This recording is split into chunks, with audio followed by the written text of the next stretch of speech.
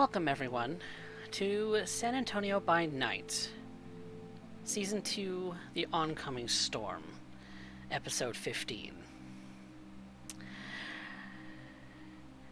Last we left off, our coterie was doing some investigation and some conversations between each other regarding the interaction that they had with what they assumed to be Malkavian named Hugh, a scourge from New York who's come looking for a person of interest to those who don't know her. But young M is being hunted by her broodmate, no less. And so, the coterie has been getting together and discussing these matters, and when they finally were able to collect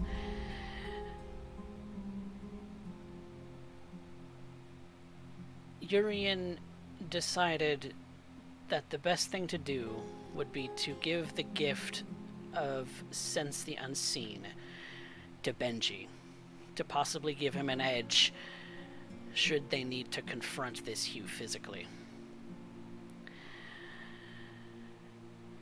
And so, we begin 3 days later. The coterie members who have needed to heal up, Benji and John, have done so over the last 3 days. And the others have been seeking out information regarding some news they have come across. Velda, why don't you give us some insight into what kind of news you received over the last 3 days and what you intend to do about it? Well, I went looking for a meeting with Baron Batista, first and foremost. And it seems that things between the barons are at a standstill. So, maybe I can become a go-between for them. Get things moving, get them working together. Camarilla running around the city is not a good thing. I also went and spoke with the Toreador, asking about Kyle A. Calhoun and Urien. But I also asked about the general anarchs in the city. Well, general anarchs in our little circle. And the Camarilla running about the city. Wasn't much to be gleaned from there, but it seems that people aren't aware of Hugh. Not yet. I also did a little bit of work getting in contact with the real estate industry. Should be good to get a little bit of a foothold in the city. We'll see. So now I'm going to go looking for Jameson. This is going to be a task and a half.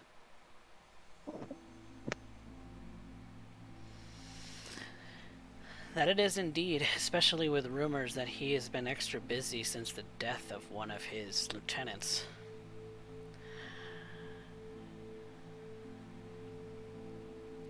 The death that's, in part, Urien Doyle, one of our other coterie mates, is responsible for. Well, perhaps I can ease some of his strain. Urien, you have been a busy man yourself. Why don't you tell us what you've been up to these last 3 days? Besides having to end up dealing with the low birth solution coterie, a coterie I had formed using my child that are in the thin bloods of the area.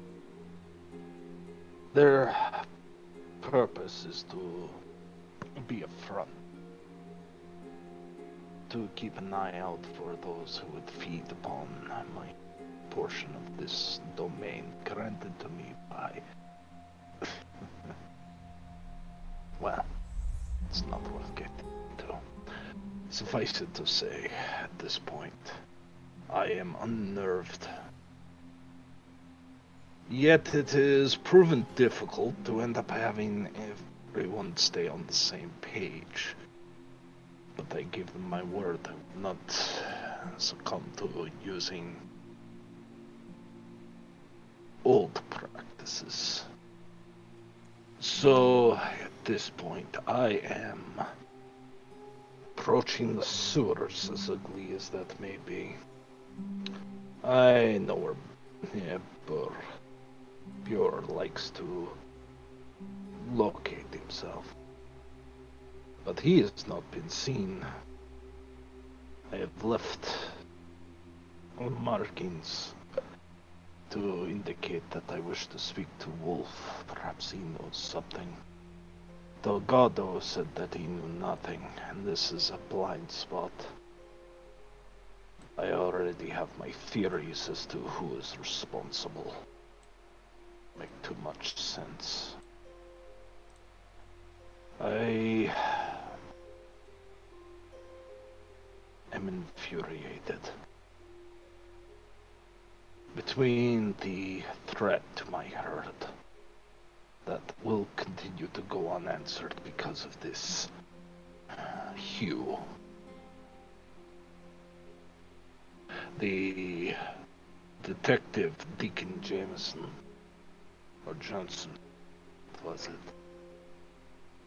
The detective Deacon Johnson is currently looking in my direction, trying to find an old comrade of his. And then there is the Camarilla itself. Between the Scourge and an old friend showing up. Cannot promise Calhoun will not return.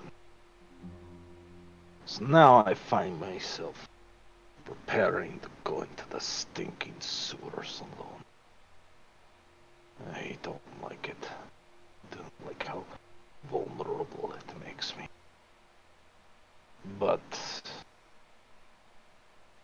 the rest I cannot trust. Clearly not. So if you wish for something to be done right, you will do it yourself.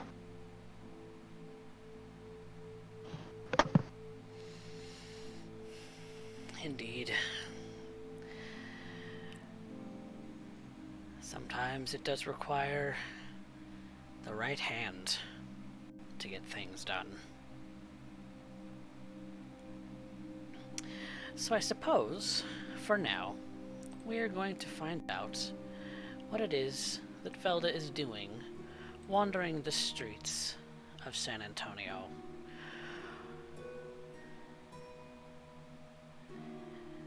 How do you intend to get a hold of Baron Jameson?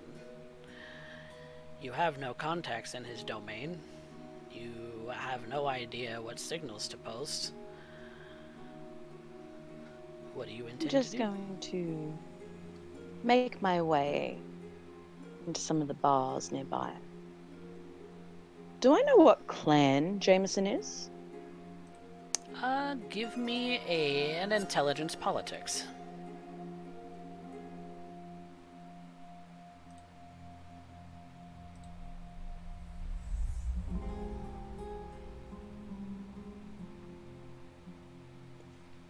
You would know that Baron Jameson is of Clan Bruja, and he's rumored to be the oldest of the three barons.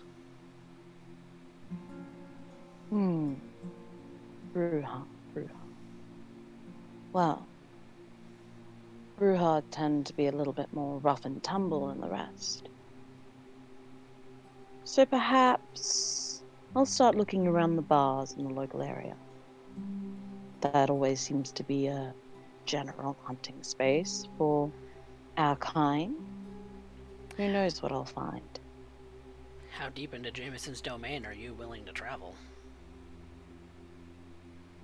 as deep as it takes.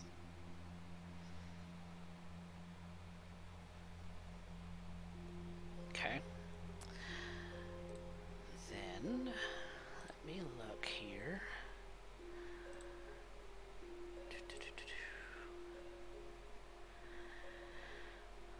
So, the deepest that you could possibly go into Jameson's domain.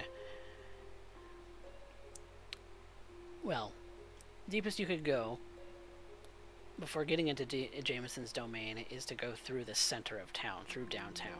There's a section that Batista owns past the interstate that Jameson's domain seems to be butted up against.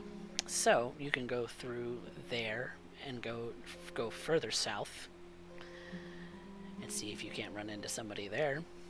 So Yep. To bar hop like that, I'm going to ask you to make me a charisma plus streetwise.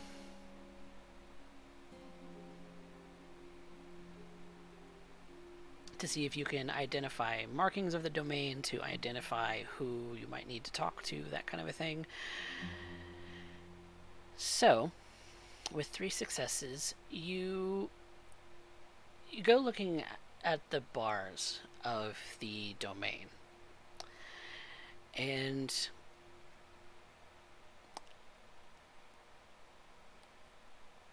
much like any other anarch domain of this city, you occasionally do spot graffiti marks.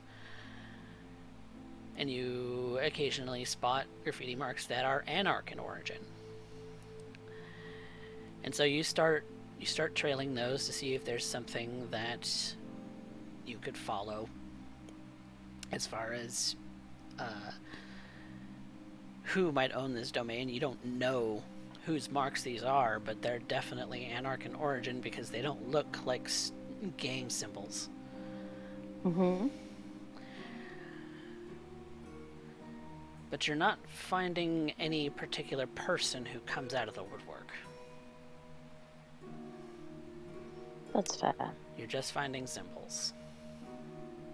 Well, I'm going to continue following the symbols, I guess.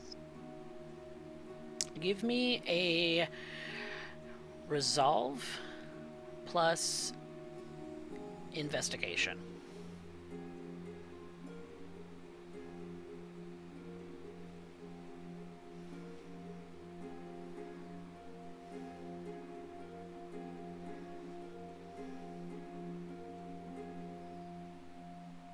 Are you leaving it there? Or Yeah. okay.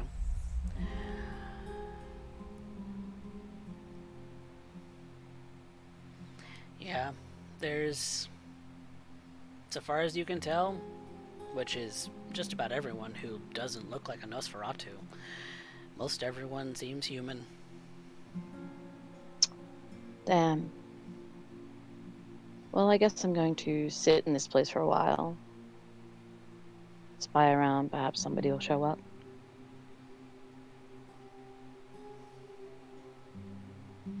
How long do you wait? Probably an hour.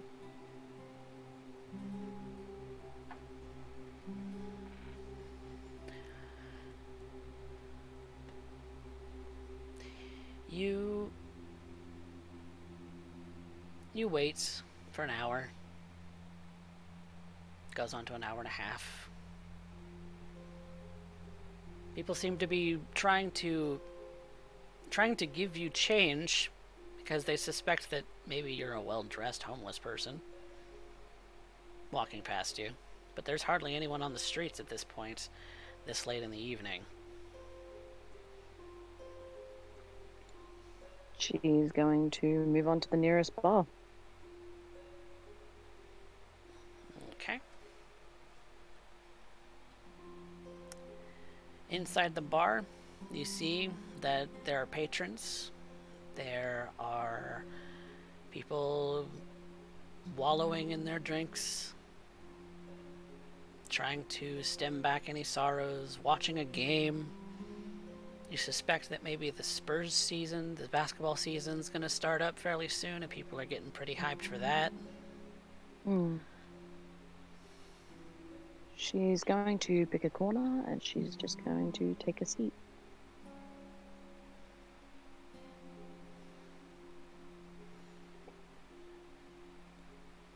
And so you wait. And you wait.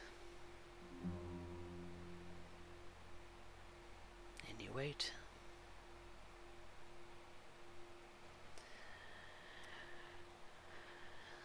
Just as you are starting to leave the bar, as last call is rung out, people start to file out of the bar.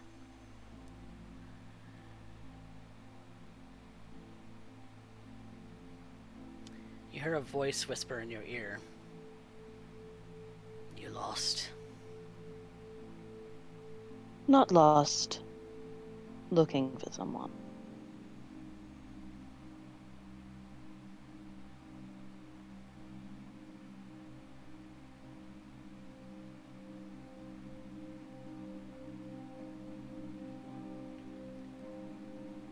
Outside. Of course. And she gets up and she makes her way out. And where do you go? Pick somewhere dark and out of the way.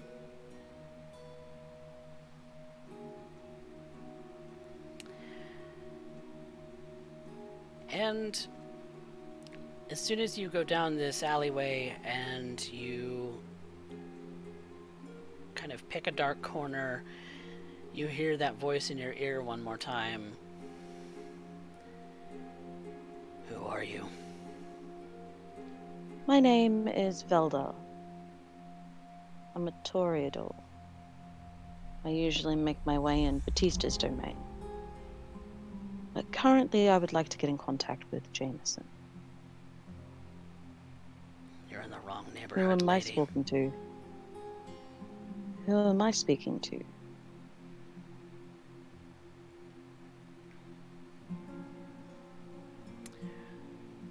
Name's Gabe. Gabe?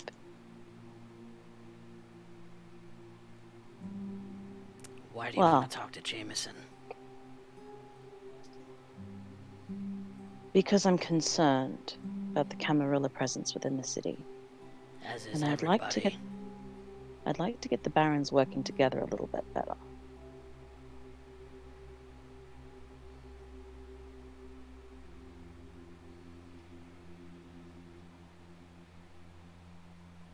When you turn around to try and see if you can see anyone, you see no one. She's not even going to try because I'm pretty sure it's a nos. It's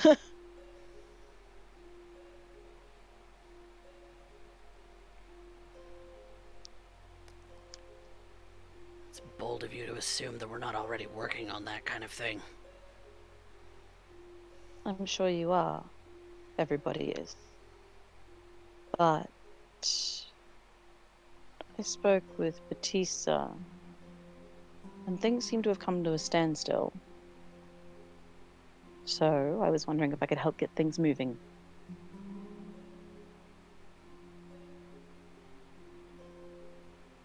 And you come to the south side of the city, where everyone's down on their luck, where everyone looks at you like you're that odd person out. I stand out. That's Standing out obvious. is a good way to get attention, and it happened.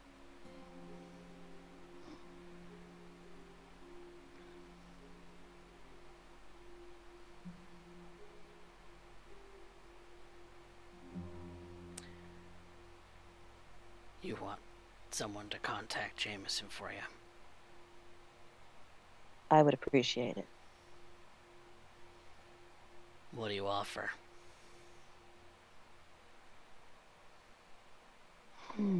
How about a boon?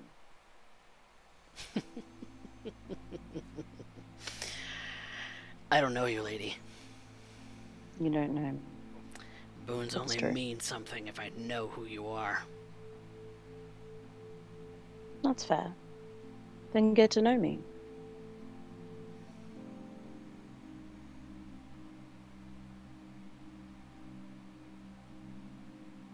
You said you're from Bautista's domain? Yes, What do you do? I'm a model.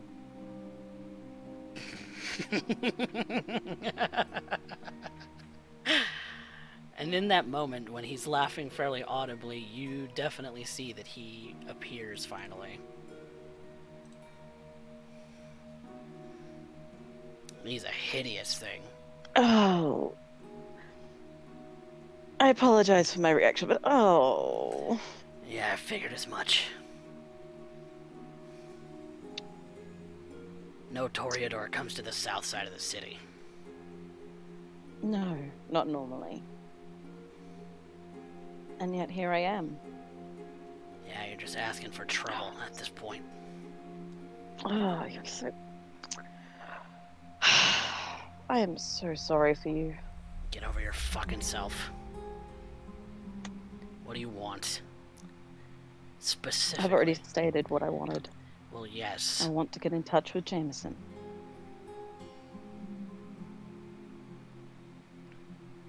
And I want to help get rid of the Camarilla. As does most people in this city. Other people don't care. Oh. In my case, I happen to give a shit. What makes you Anarch, lady? Nothing particular. You gotta have a reason for being Anarch. Do I? Otherwise, you're just another one of the I don't give a shits. Well, my reason for being Anarch is that I was born to it. That's all. Anarchs are the only place that seem to accept me, and even then. You'd be accepted in any Camarilla city. I don't think so. Not with the way that I do things. I don't follow orders very well.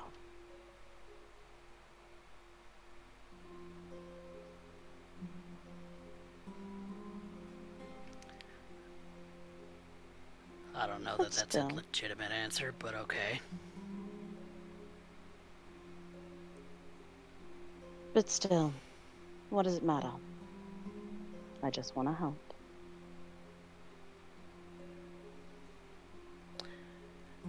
What does a fashion model offer? Really? I've got skills at talking to people. Uh-huh. As many Toreador do. And I can go between and not be noticed. You stand out like a sore thumb. That's actually the opposite of what you do. Oh, here I'm noticed, but elsewhere, hardly.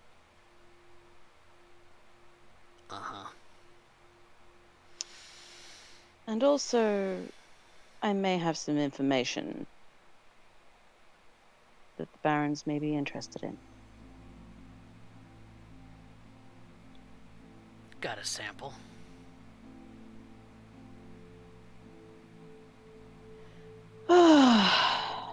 No. Then sorry. Can't help you.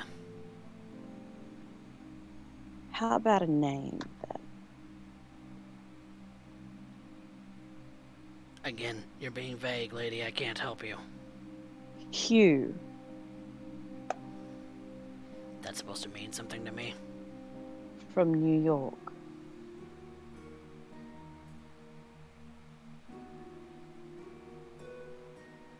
As in New York Camarilla. Mm-hmm.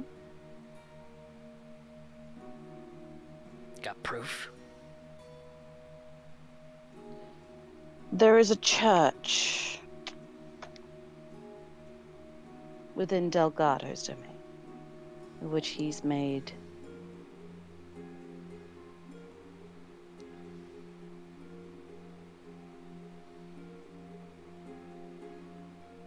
Why Why does that not surprise me?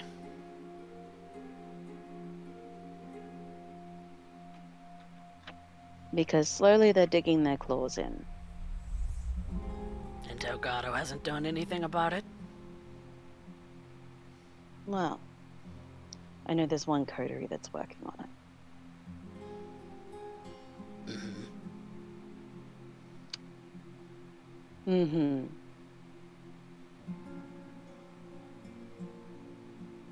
But I figure from there, one can gain more information, no?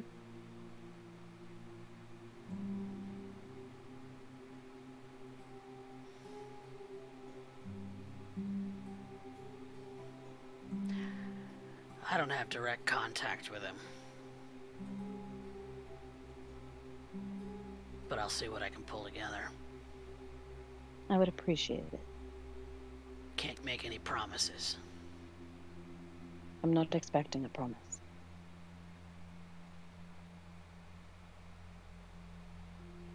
How do I reach you? I'll give you my number. And she writes down her phone number. Does this go to a burner? This goes to my phone, which I'll change out later.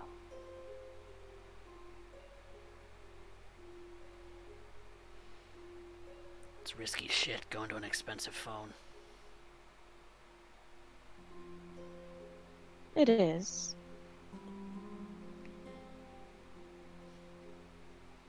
But so long as you don't say anything unnecessary, Yeah. should be fine. I'm a person of old habits.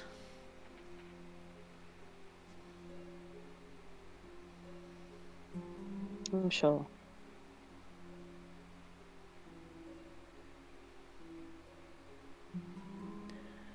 Give me a couple of nights.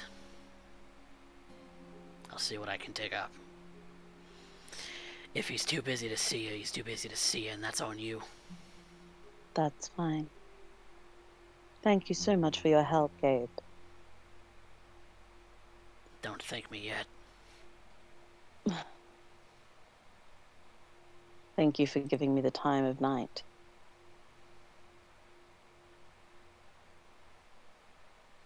Yeah. Whatever. And he begins to disappear again, unless you have more to say to him. Nope.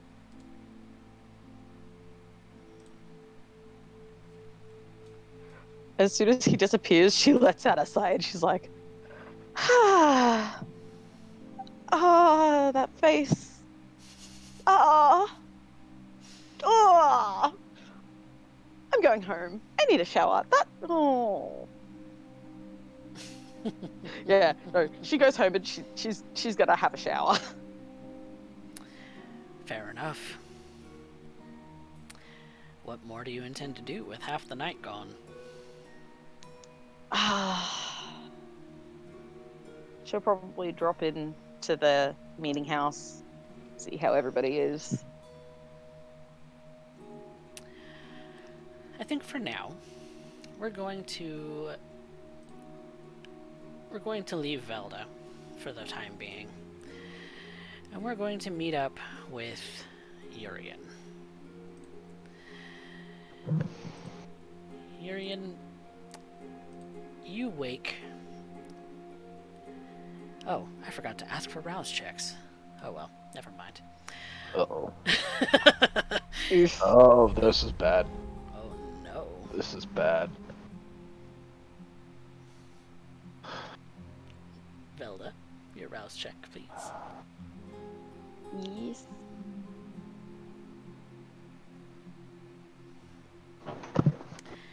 Urien, your beast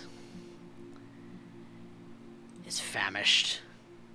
It needs, it wants, it's screaming in your ear, it's screaming in your mind, your belly aches, your tank is empty. You need something, anything. M is in the next room.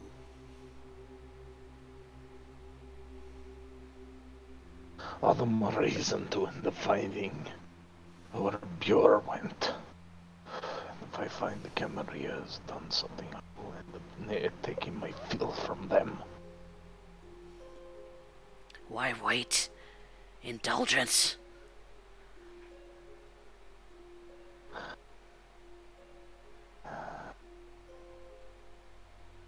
I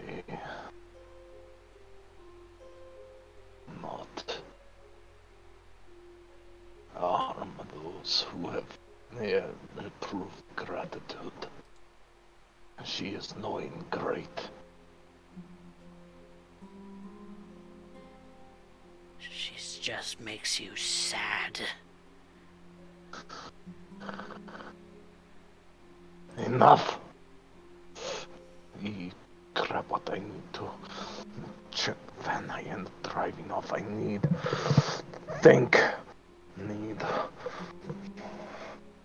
hunger so bad that there's pain in my veins.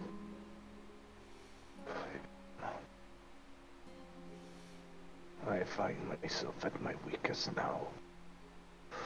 But now is when I find who exactly is Urien Doyle. I begin the hunt of Bjorn. If he has turned Camarilla, I will take it out of his veins.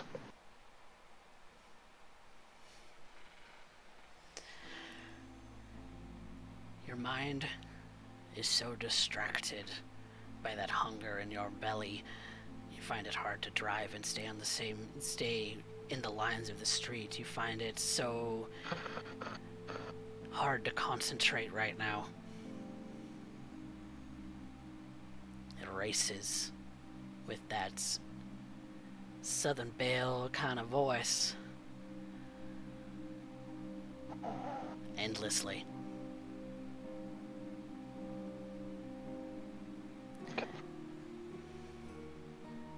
Find Bjorn.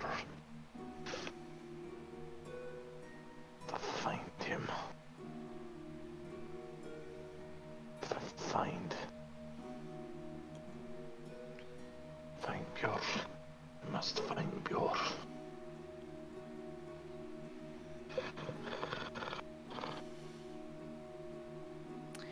Do you go anywhere specific, or do you just search the streets? I am searching. You say a first meeting spot. I've placed a mark there for Wolf. Wolf does not appear. Then I know that something is wrong. We'll end up tracking the old-fashioned way.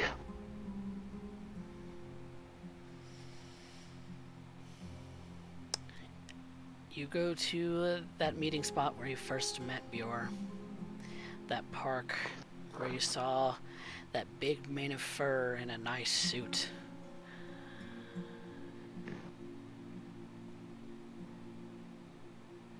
And you wait and you wait, and you're gnawing on your finger to try and keep yourself concentrated. However, it takes 30 minutes. Seems like an eternity.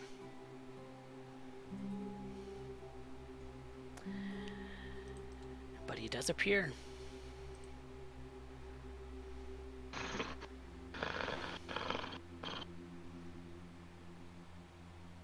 I got your call. What do you want? Bjorn. Where is he? I don't know. I've told Delgado the same thing. Where is he last seen? He's been missing for a month. I don't know.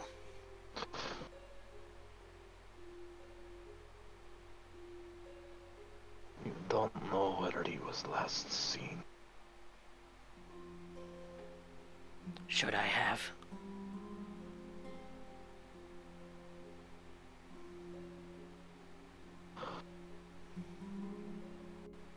Wolf, I'll need to end up finding him. Information find. Keep this city together. And if I don't find it by the end, I will take it on someone's side. So I'd rather end up finding this cider of yours. Kept my word. Deacon still walks. I appreciate that. I have tried to be as accommodating as I can, and now I am being pressed. Urien speaking, and his fangs are out. There is a white-knuckle grip in his hand. A slight tremble in his voice. You look like you're gonna snap. Would you not prefer that it happened when Camarilla was in arm's reach? Or whoever is responsible for your sire's disappearance? If you knew me, you would know that my sire's disappearance has no bearing on me. I hated him. Yes, I know you did. But you are a part of this city still. And whatever your feelings towards him, or maybe you killed him, drained him dry like so many of those teenagers up in the cabin. Tell me, does his blood fill your gullet even now? Did you develop the taste, wolf? And I'm going to use an insight check. Would you allow intelligence because I've known Wolf so long? So I'm more just looking for the differences. I would allow for wits or resolve because you do know him. Okay. Intelligence is more of a knowledge base. You're trying to gauge in the moment.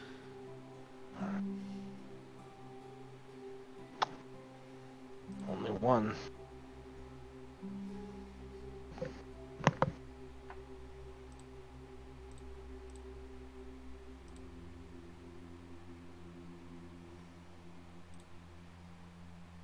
He's hard to read. Something about that hungry voice in the back of your mind is distracting you from being able to read his face without thinking incredible thoughts about how tasty he must be.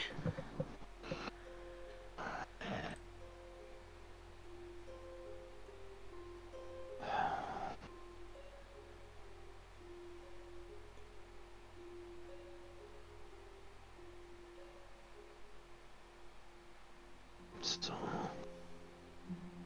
I will continue my hunt. And if you are no use to me in that, is there any use to you at all, Wolf? Did I make a mistake in trying to showing a degree of mercy and offering you a second chance at this existence, such as it is? He blood bonded me and abused me. So does every other cider before. That is nothing. It does not excuse. So tell me, if you are no use in me finding Björn, do you have any other use? Maybe not to you. At that I would like to insight. That implies that he definitely Somebody picked them up.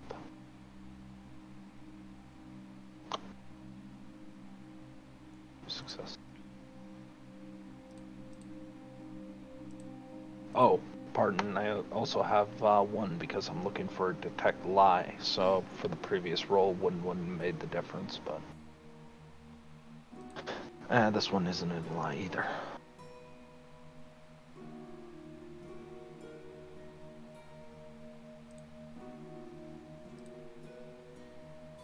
So, sorry, were you rolling a dice for detect lies? Only for the first one wouldn't have made a difference, so I'm not going to worry about this one. It's technically not a lie detector. It's more me trying to piece something together. Okay. I'm assuming then, if not to me, somebody else picked up Wolf. Wolf has inadvertently admitted he's working under somebody else now. And that is what you gain from your insight check.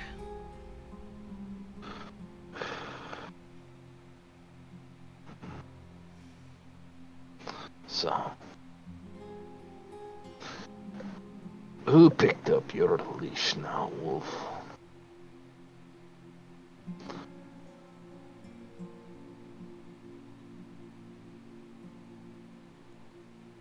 I don't have to tell you. But you will. Because you know how it goes if you do not. And I don't have the time.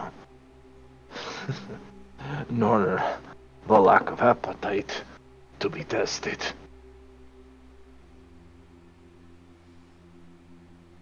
Then maybe I should just walk away. Do so at your own peril. What? You're gonna come at me again? By yourself?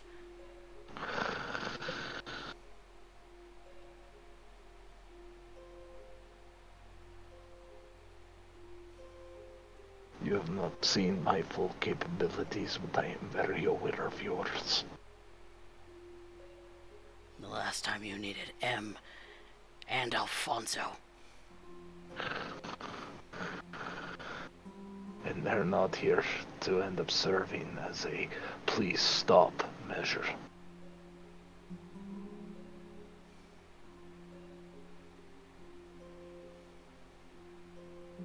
I'm told the Nosferatu can see another's beast. What do you think my beast is telling me now? What do you think my instinct is to do right now?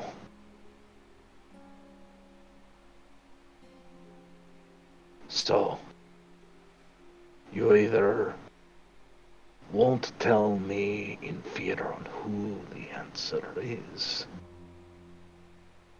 or you will do so in fear of what the response will be afterwards if it is ever found out.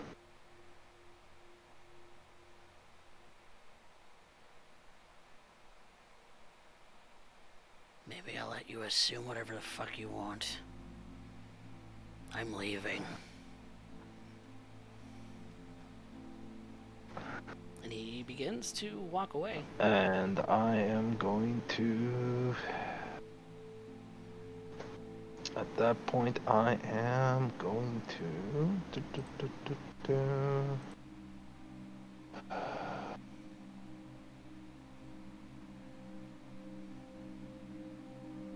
I am going to end up having him beg for forgiveness and prostrate himself. While my cat is currently crawling all over me. Oh, that's Squeak. Kitty! Oh.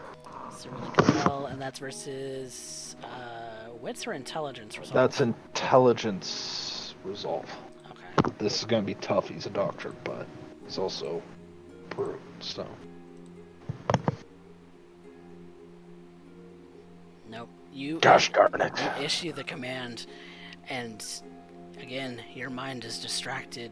Juicy meal, juicy meal, and it doesn't necessarily stick in his mind. You see his knees shake a little, but that's it.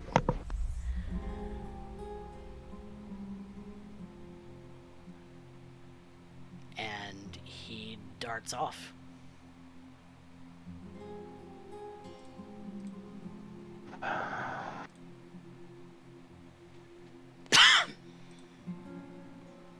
What do you do? I use sense the unseen.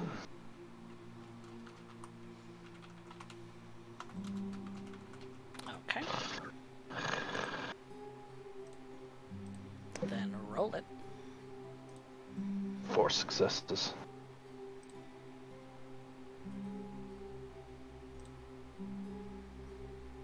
Nope. Regardless of what he was able to do to try and get to disappear from your eyes, you can see him.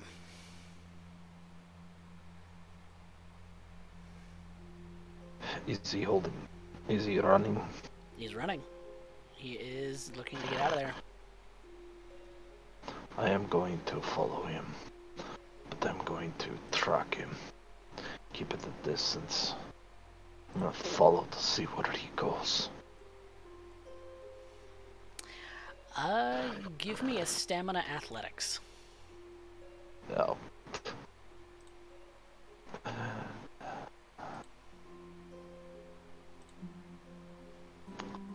Yay! 1 out of 1. He's fast. God damn it! He's fast. As soon as you start to slink back to try and trail him instead of keep up with him, he immediately gains on you. He immediately gains in front of you.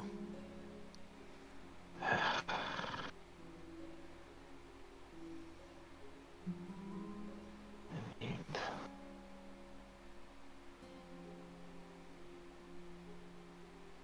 What do you do?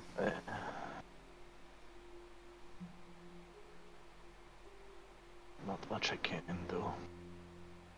Not right now. Not in this state.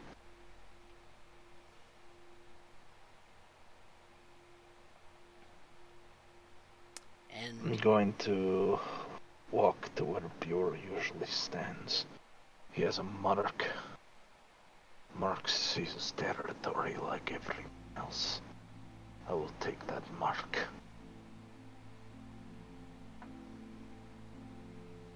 you either trace a copy or I'll do a quick rubbing.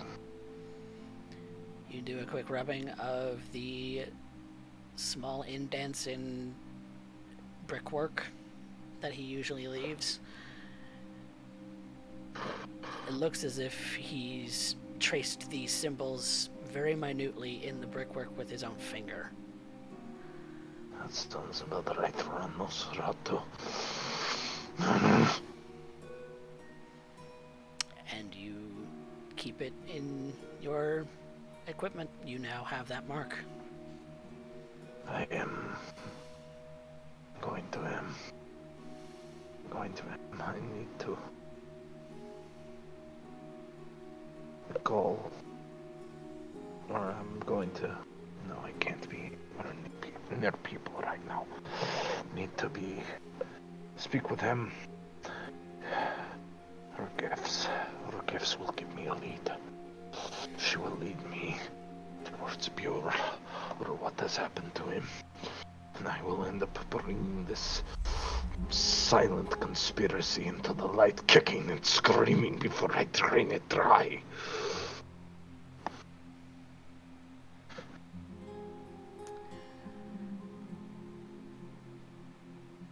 Give me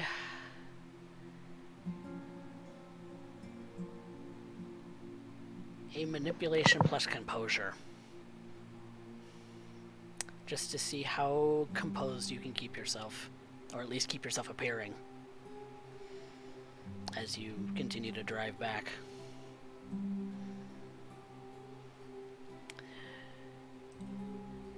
You're agitated, you're fidgeting.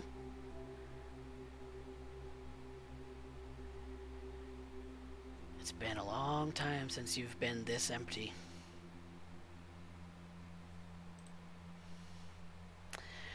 But you drive back to... You drive back home.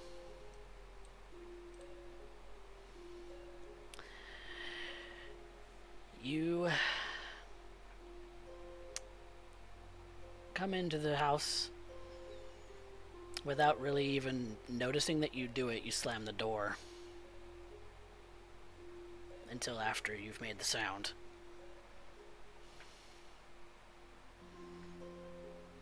God damn it. Hold it together, Marius. Hold it together.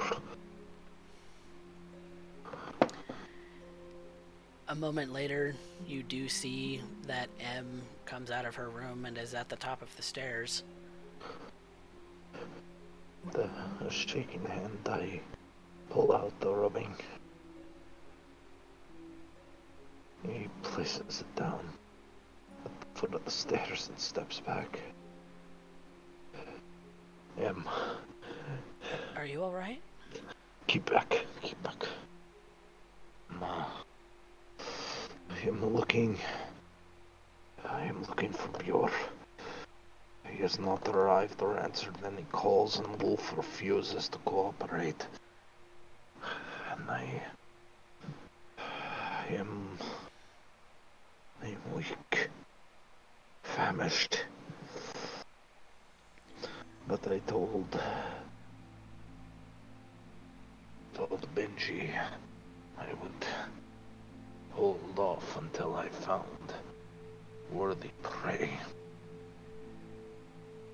You shouldn't go too long. I can go barely any longer, and I need to find what happened to Björn. I need to find who's responsible, and if anything had befallen upon him, I will end up taking my hunger upon them. Okay. And she climbs down the stairs and picks up the rubbing, kind of stares at it for a moment before going to the couch and sitting down for a moment. She kind of keeps her eye on you because she notices just how agitated and fidgety you're being right now.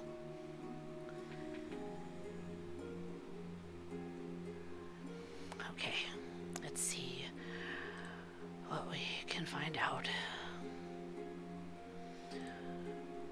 I don't like this.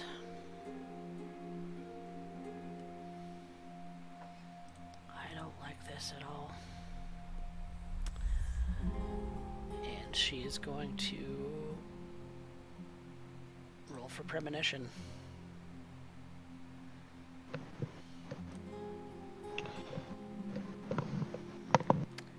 And she's going to spend a willpower on it.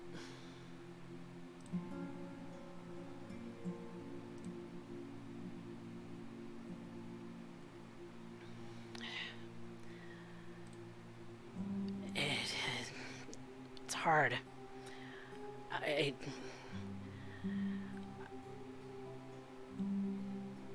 I'm not getting anything clear.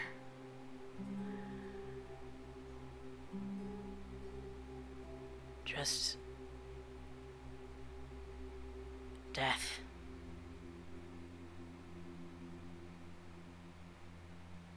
I don't know. I don't know what's happened. There's nothing else. It's just a word.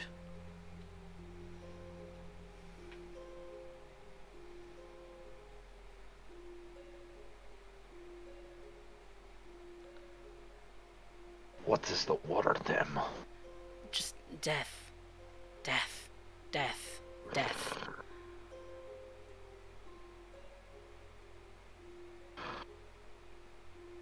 And that's it. I'm sorry. It's not for them.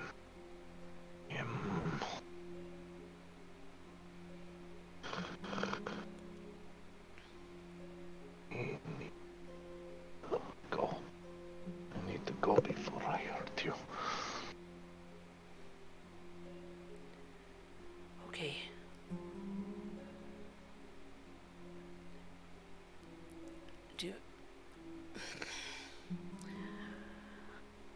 You don't look so good. I imagine not. I've not fed in quite some time. Not tasted, but another.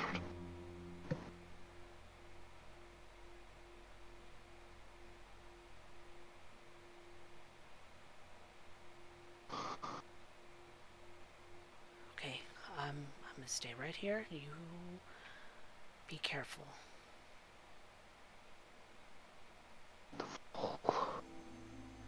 Must find beautiful.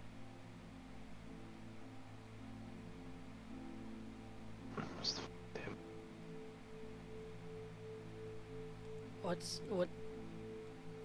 What's he got to do with anything? I don't know what's going on. Beautiful. Nosferatu, who lurks between domains. He is the contact between the barons, and he has disappeared. Oh, that's not good. No. Good at all.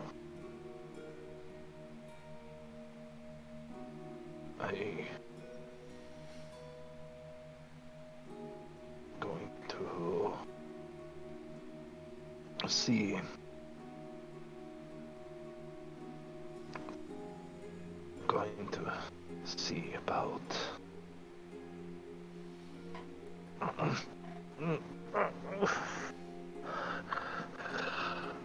I need to end up seeing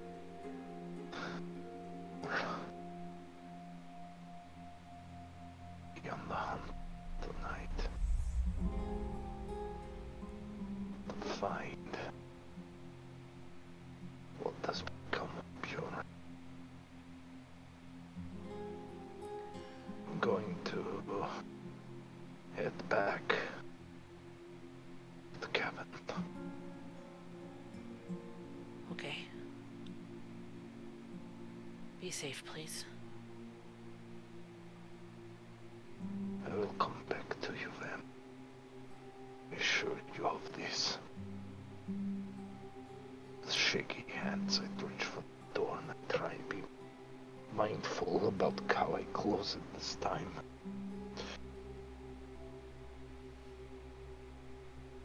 Everything is screaming to eat, to consume every drop of blood in the vicinity.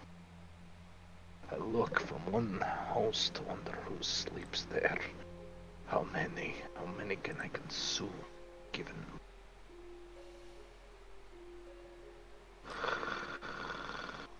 All of them look pretty tasty. Yes, but I'm not going to shit where I eat.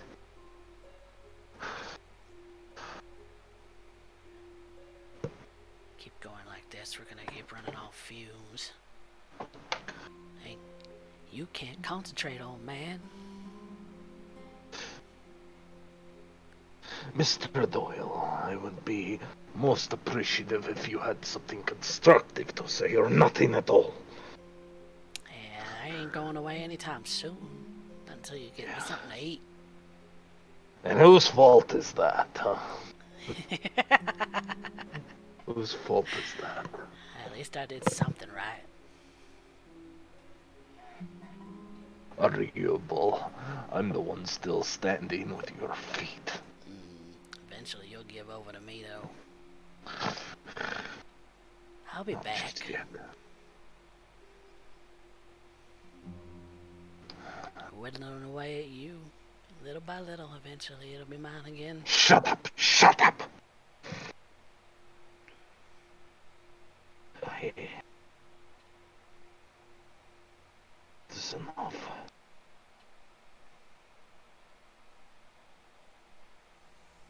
Benji on his feet. There'll be another doubt.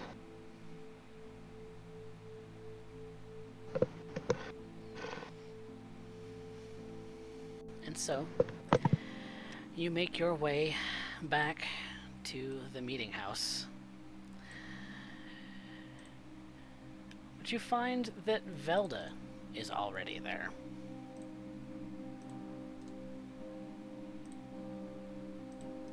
As well as Benji.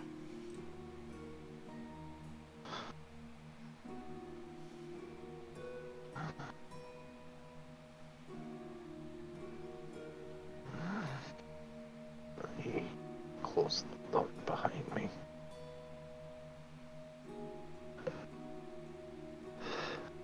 Good evening, Velda. Good evening, Mr. Doyle.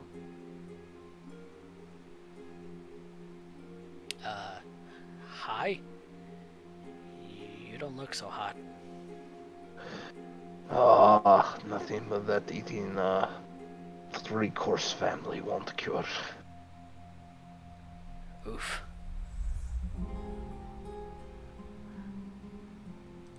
Velda glances between the two of them.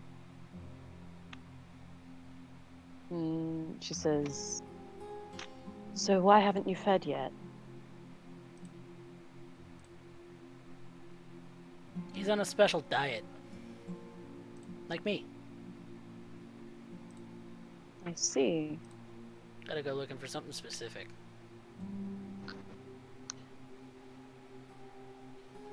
Nothing to do with the fact that he said that he'd eat me, then. Emma gives you a sharp look.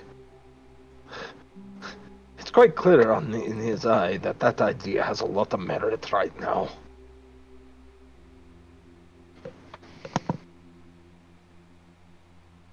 Alright. I don't think anybody's gonna be eating anybody out of this room right now, right? We're joking, right? Kind of eyeballs Urien. Of course, Benji. Okay. Of course. I have just been having difficulties with an elusive prey. You want some help with that?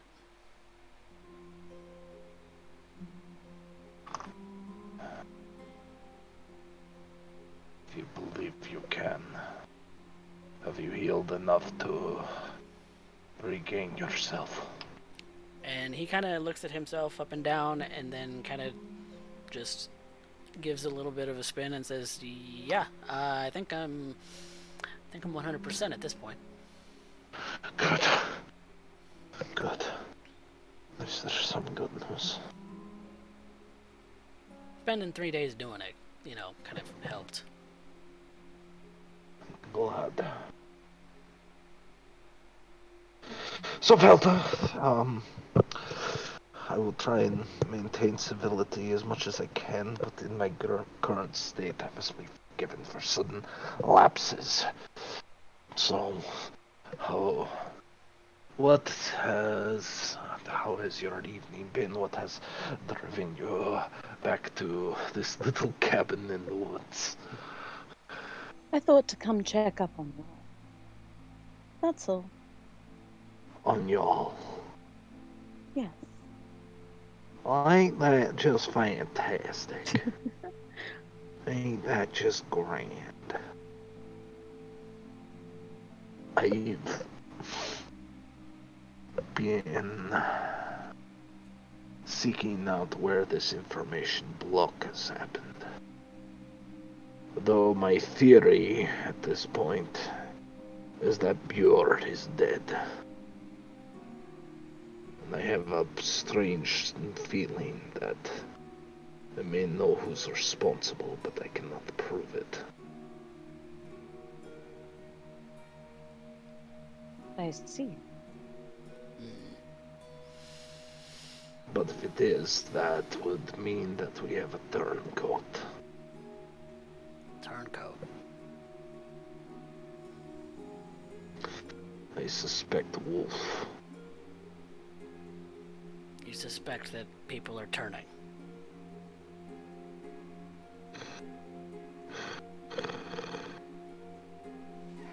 Wolf was... Björn was very possessive of his child.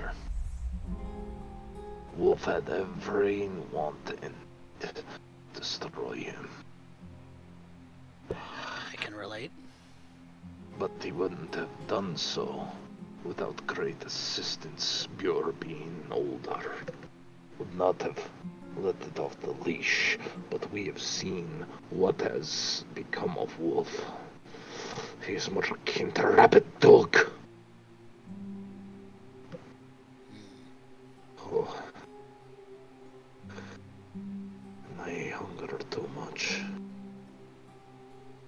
Let's get you something to eat so you can think straight, and then we'll go looking for this guy. He'll go to ground.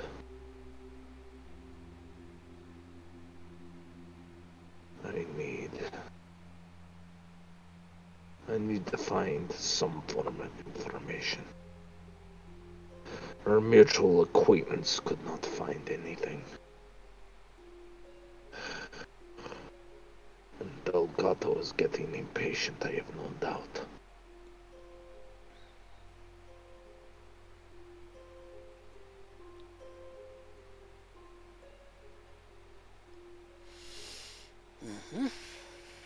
Well, let's not keep the Baron impatient.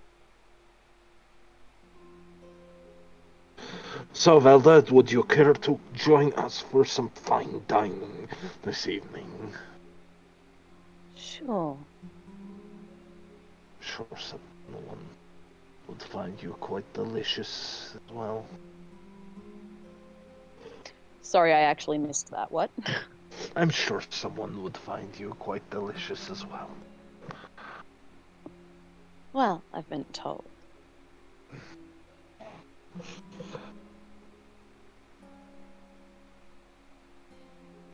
And I'll be there to make sure that it doesn't go to shit.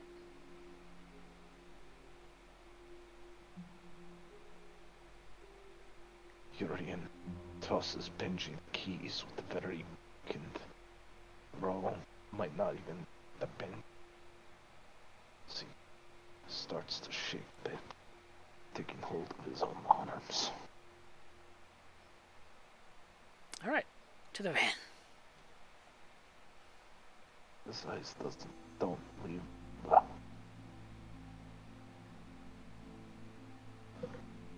Velda follows after Benji to the van, although she keeps an eye on Urien. This is rather interesting. Benji takes the front seat of the van, insisting that Urien take the passenger seat and Velda sit in the back. She does. not going to argue with Benji right now. It's best that someone whose mind is not clouded currently do the driving.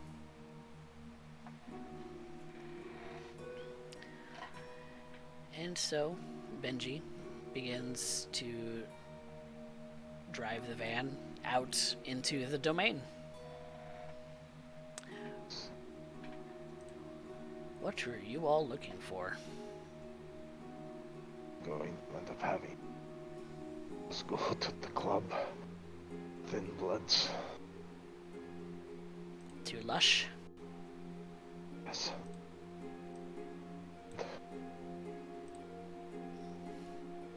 Alright. Place where Velda and Benji can hunt to their heart's desire.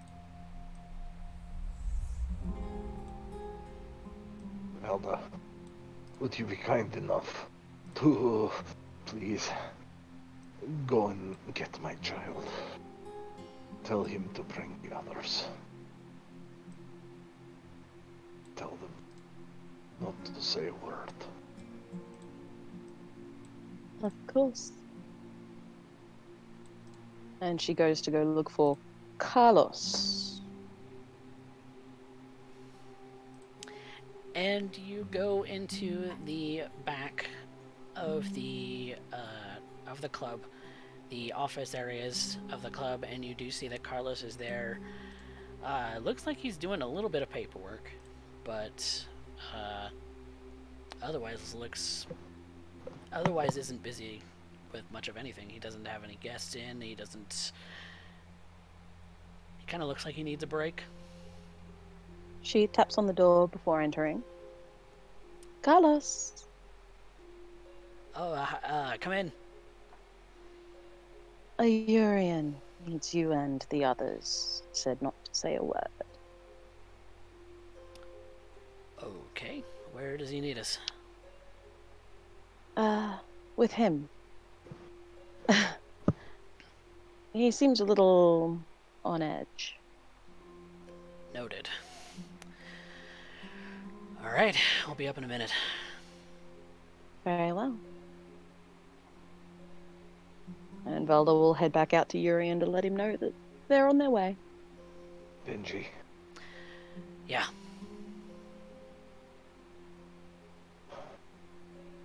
Kind of figured this was going to happen since the other day. Yes. Have you fed? I'm good. On your own accord, have you fed?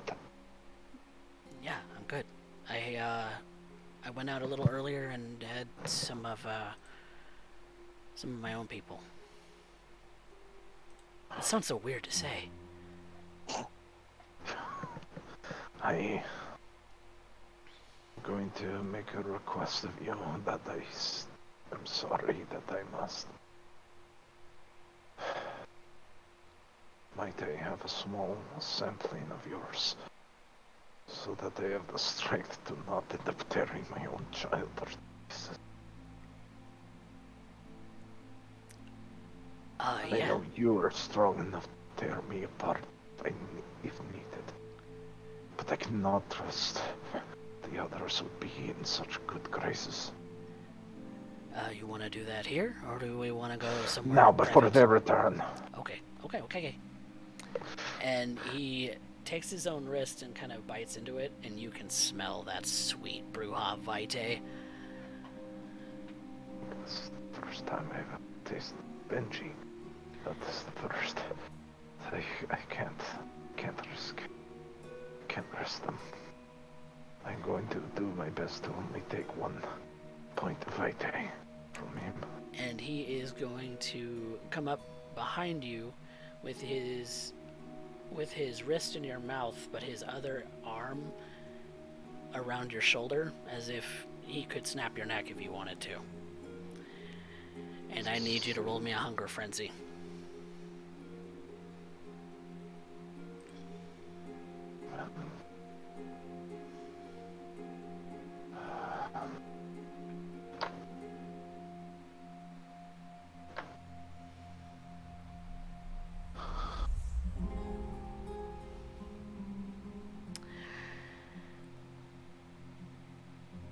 You're keeping a lid on it. You've got it under control for the moment. Good. How much are you taking from him? I'm only taking 1. I will not tax Benji further than I must.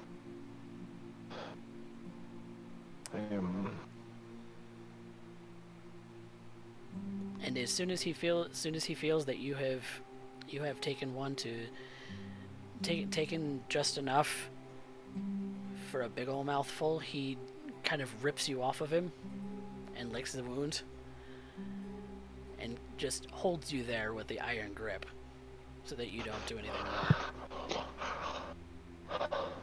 Alright. Okay.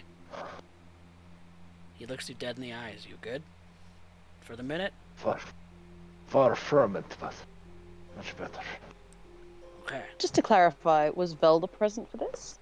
No, that's why he sent you out to go get Carlos. Yep. He's quick to try and clean himself up. Oh.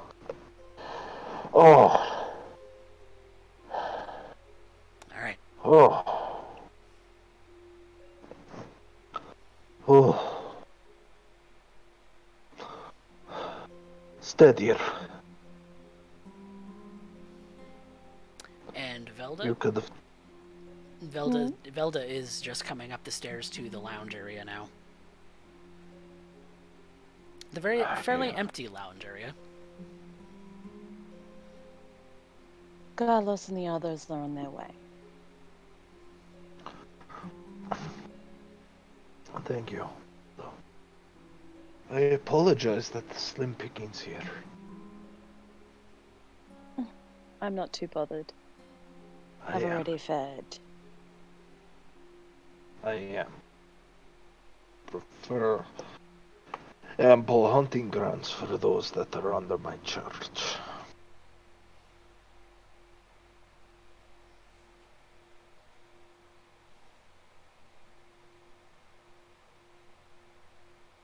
And it isn't long before Carlos and Fox and Alfonso come up the stairs.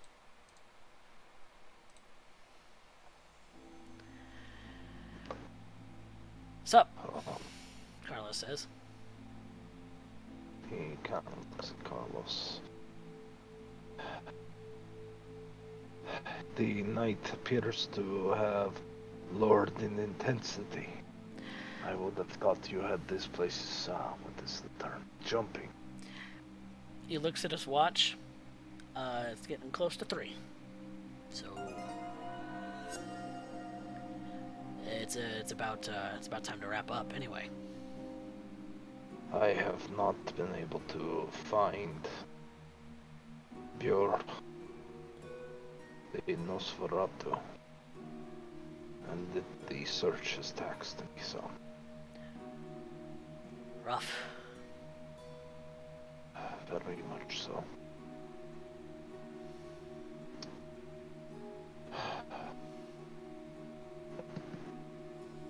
Benji, Velda,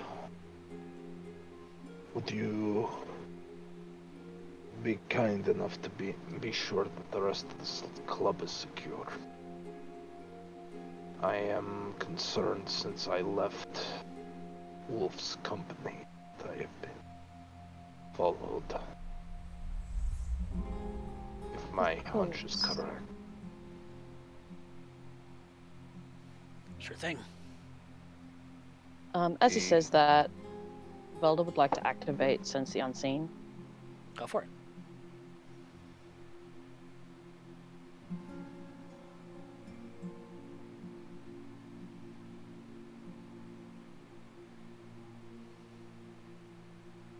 Oh boy. So far, not a thing in sight. Lovely.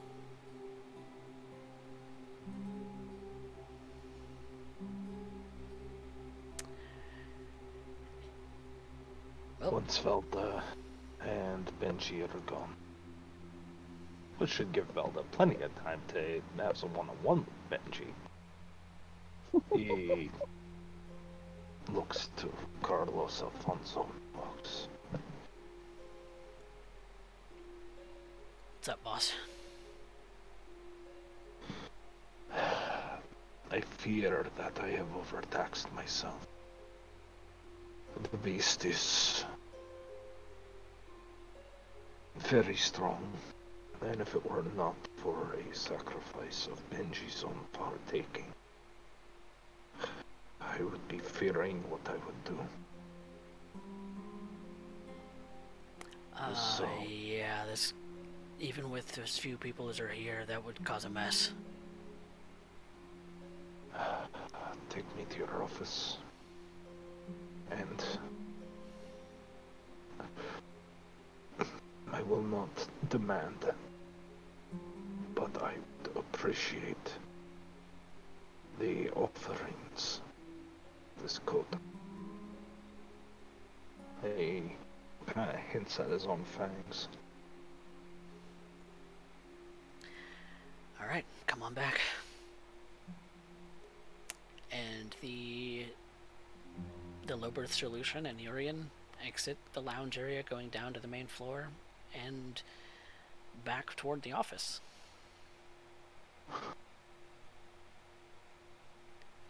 Velda, did you want a moment with Benji or no?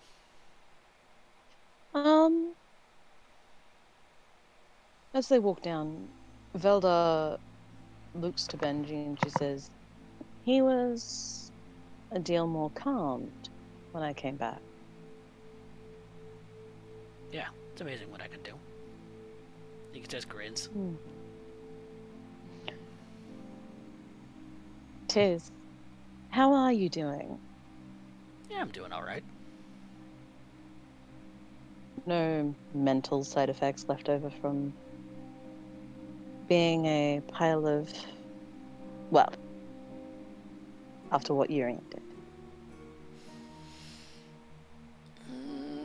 Still need to have a conversation a little bit, I think.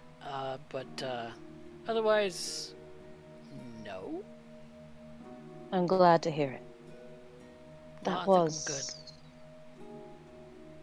good. I was quite concerned that you would not be keen to work amongst the group after that. Why? Urien's family. But family doesn't normally tear each other asunder. It's not the first time I've been ripped apart.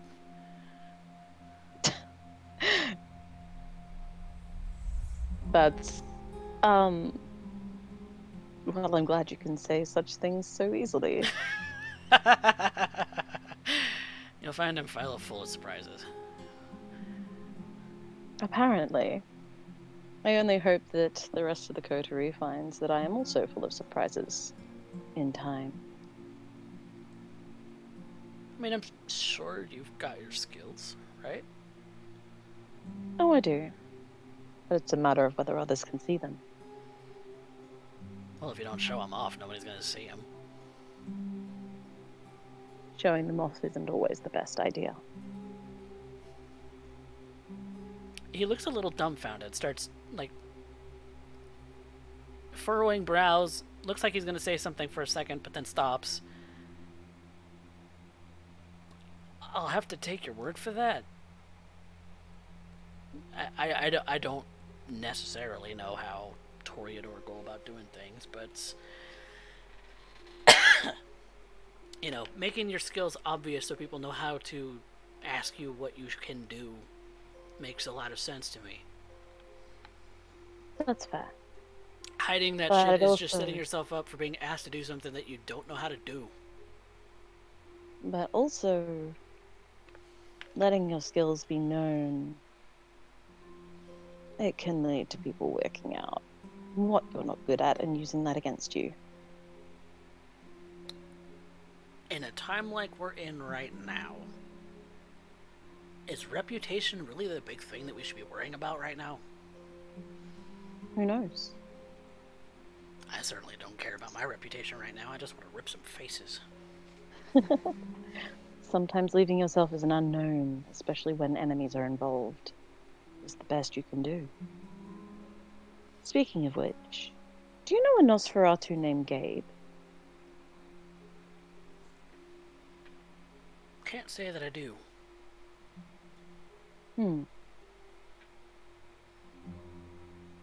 That's alright. I was just wondering.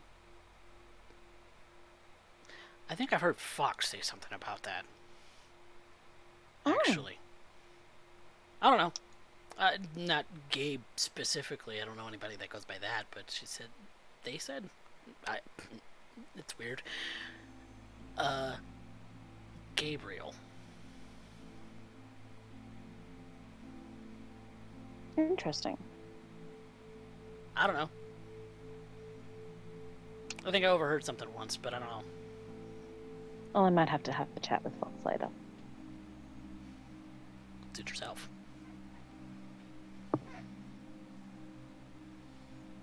Velda takes a quick look around the club. Guess she doesn't see anything.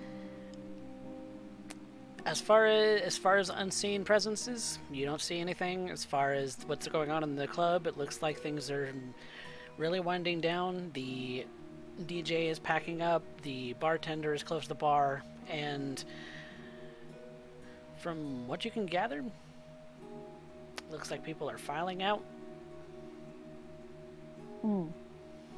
Well, seems Urien's suspicions were wrong, unless my eyes have happened to miss something, which they don't normally. Oh yeah, that's a thing. I'm gonna try. And You're gonna try? I'm gonna try something. I'm looking around. And he he's going to sense the unseen. For the first time. Nah, looks like everything's good.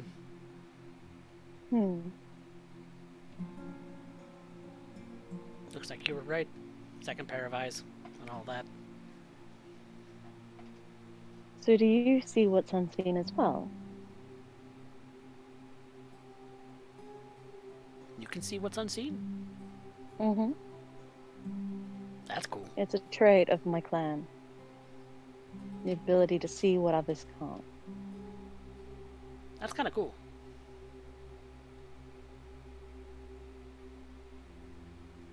It is. It's very useful. It's how I spotted Hugh. Really? Yes. Huh. Nice. So it's a very useful ability. I'll keep that in mind. Well, Keep since your there's no sharp one eyes. here. Just keep your sharp eyes. Mm-hmm. Since there's no one here, shall we head back up? Sure. Let's cut back to Urien and the low birth solution. As they're going back to the office, Carlos unlocks the door and ushers everyone in, closes the door behind him, and there's a little bit of a shade that goes in front of the small window on the door, and he pulls that down and makes sure that the lights are on, and kind of looks a little embarrassed. Sorry for the mess. It's quite alright. I am sure you all have been incredibly busy establishing your new piece of domain.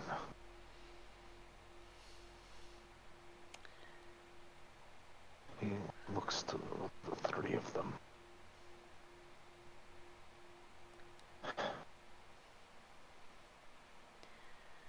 Okay, says Fox.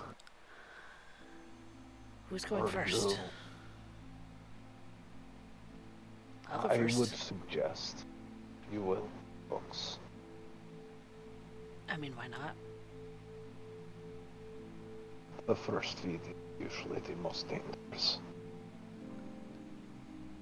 But I would recommend you go first for that reason, as Alphonse and Carlos can both subdue me if anything were to go awry. Fair enough.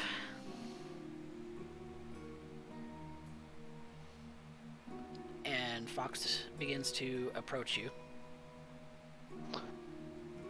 He looks slowly brings them over. Thank you, child. At that point, he unsheaths his fangs and starts to drink. It's a small amount. The taste of the thin blood is as close as he can get to mortal. But It's delicious and sweet, just like Vitae, but it also has that warmth, that living warmth.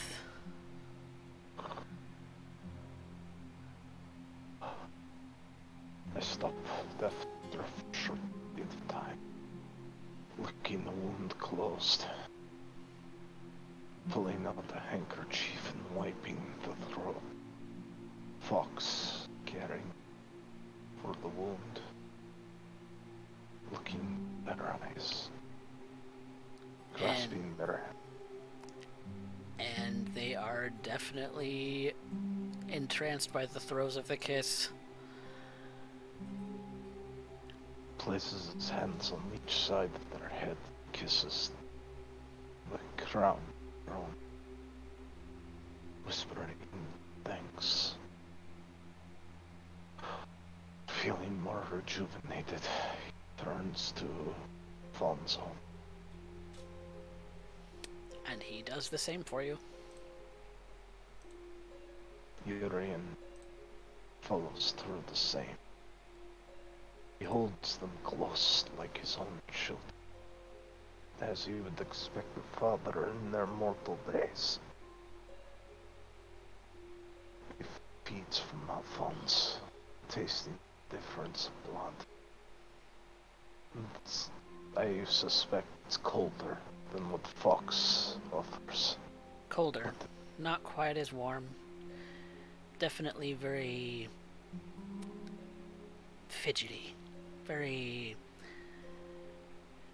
much an active taste. Yes. Yes. It's almost as if you can taste a little bit of alchemy in his blood, too. I stop. Never repeat as I kiss the top of his head, offering thanks. I remind myself of what a journey they have taken. This ambassador that Urien has chosen to the Thin Bloods. The glorious creature is brought to be. Then he turns to his child. Or do you also offering Carlos? You know, this would be the first time, wouldn't it? Since I killed you, yes.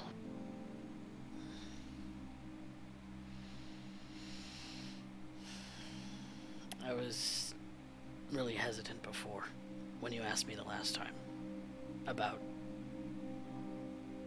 when you came forward about the fact that that's what you need.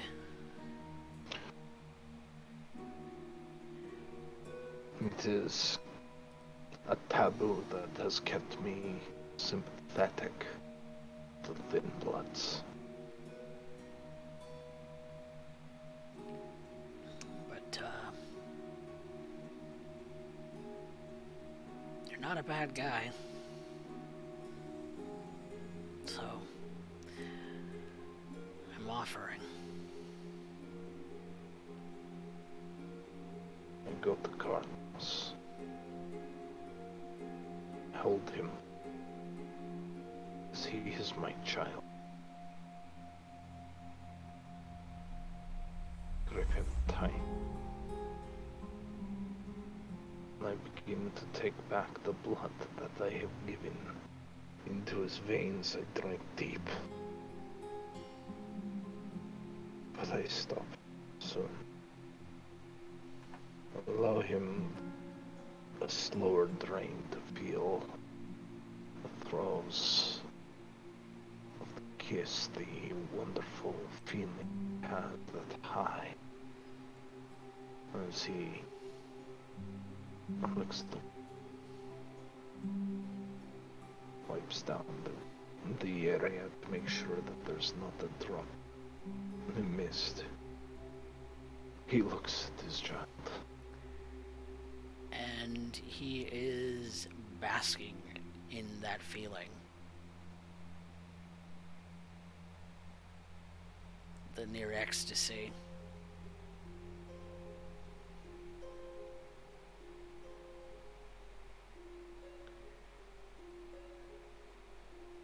And when he comes to, when he's no longer dazed or rushed, he just kind of looks at you.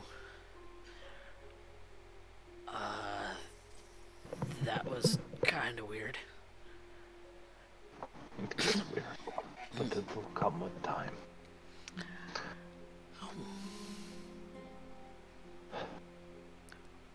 Okay. Alfonso Fox, are you two in requirement of anything? Mm-mm. They both say no. Are you sure? I would not wish to feel like an ungrateful host. Fox says, I'm kind of hungry, but I can go take care of that myself. The way that I go about it doesn't require additional help. Club Lush is yours for that express purpose. I'm gonna go take care of that. Alfonso, I know that Fox does not need help, but in these times, I would prefer no one go alone. So, keep a distance, but look after Fox. And Fox, I would expect you to do the same for Alfonso. Oh, of After course. all, the little guy can barely stand up. Hey, He winks at Alfonso. I'm okay. Go along, too. I'll speak with my child. And the two of them leave the office to what you assume is a snack run.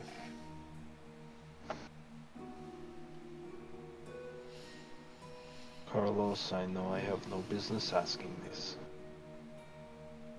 But how is your little one? Miranda stopped by tonight. She's not happy with me because she doesn't like that I'm running a club now. Security paid better, according to her.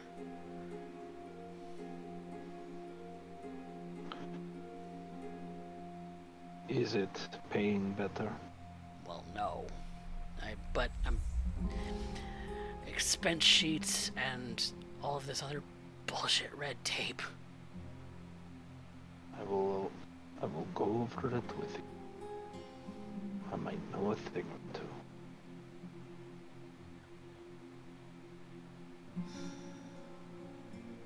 I haven't Suffice it actually to- talked to Julie yet, though. Miranda's got her phone on parental controls and screens my calls.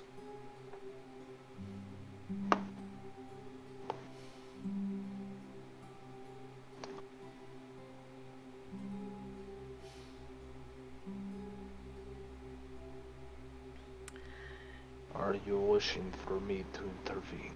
No. Just venting.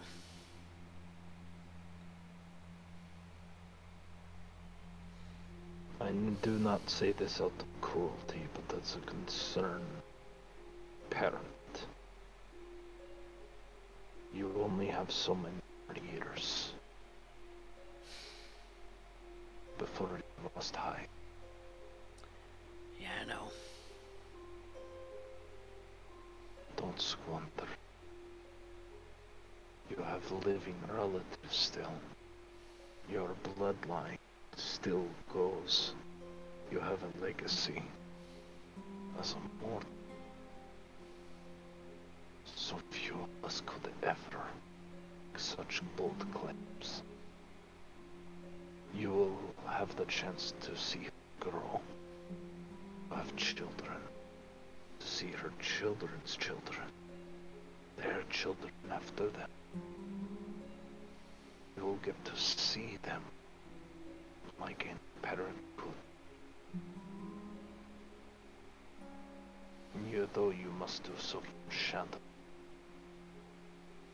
That means the time where you can step into the light, so to speak, is all the more important. Yeah, I'm trying to reason with her. Slow. She's vying for full custody, which I don't have any argument about because I'm only awake like 8 hours a day. I know.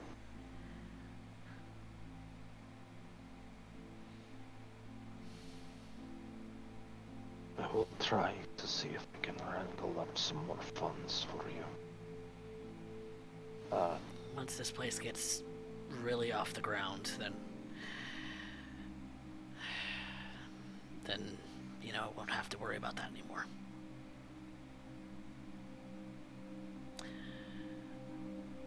trick is just getting it off the ground. I believe. No. Not that I'm fed. Now I must go back to being the bastard. You will forgive me, I'm sure, if I must make a scene. Scene about what? You'll find out. He stands up, just has this mischievous smile. Oh And no. Please don't ruin anything. I'm begging you. I'm not going to ruin anything. Though, Just the no concern. Don't throw any glasses, please. It's a bitch to clean up. Yeah, probably more expensive to replace. Yeah. I don't need more of that. He steps out with Carlos.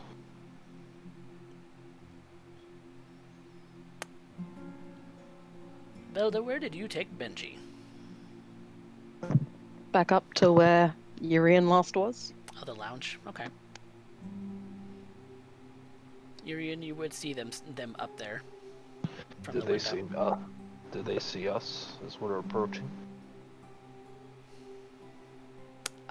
Looks like they're in the midst of a little bit of a conversation, so they might not see you right away. I walk with Carlos and start heading up. And I wait until it's clear that Benji and Velda are both are aware of our presence. But before we're at the table. And as you're coming in through the lounge area, Velda and Benji do see that you are there. I lean into Carlos and I cup my hand over my mouth to whisper something to him. Do you actually whisper something to him? Yes. And what do you whisper to him? They won't know unless they listen in. Velda's currently not interested in listening in. Okay. And Benji has no ability to. Alright.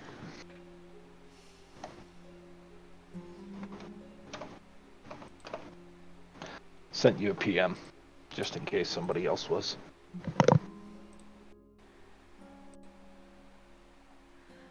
Okay. Carlos gives a bit of a nod, and you are all present together. Welcome back, Mr. Doyle. It is good to be back, Velda. Feeling better? Much. Glad to hear it. Good. Good.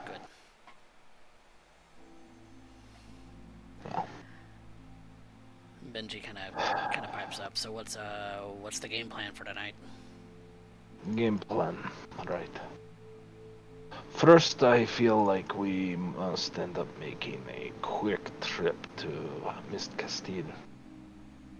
Isabella. I'm sure she has been concerned. Oh yeah, I haven't checked in days. And so I will apologize for that particular endeavor. I also feel that given her contacts, it would be good to end up asking some questions. Velda, it may not be your scene. Have you ever been to, what was it, Les Monenes Noches? La medianoche. La Medianoches. La medianoches. No, I don't know. Have I? Benji says no. There's no S on the end. That would mean lots. That's lots of nights. Urien's kind of looking at Benji like, yeah, we're trolling.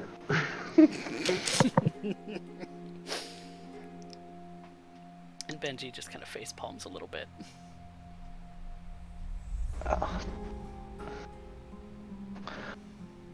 You'll have to forgive me Spanish is my third language. Right. Well,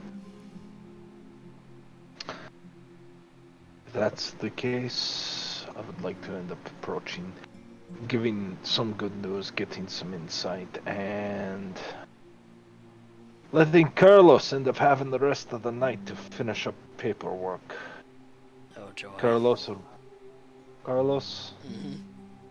remind me to end up helping you get set up to get some help with that particular errand. Right. Cool.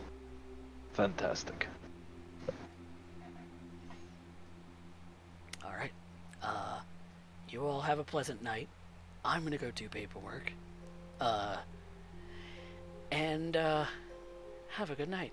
And Carlos makes his way down the stairs and goes back towards the office. I don't envy that job one bit. Carlos has done himself proud.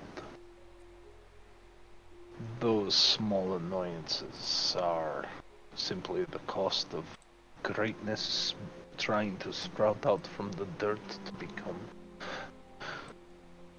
a mighty oak that reaches for the sun.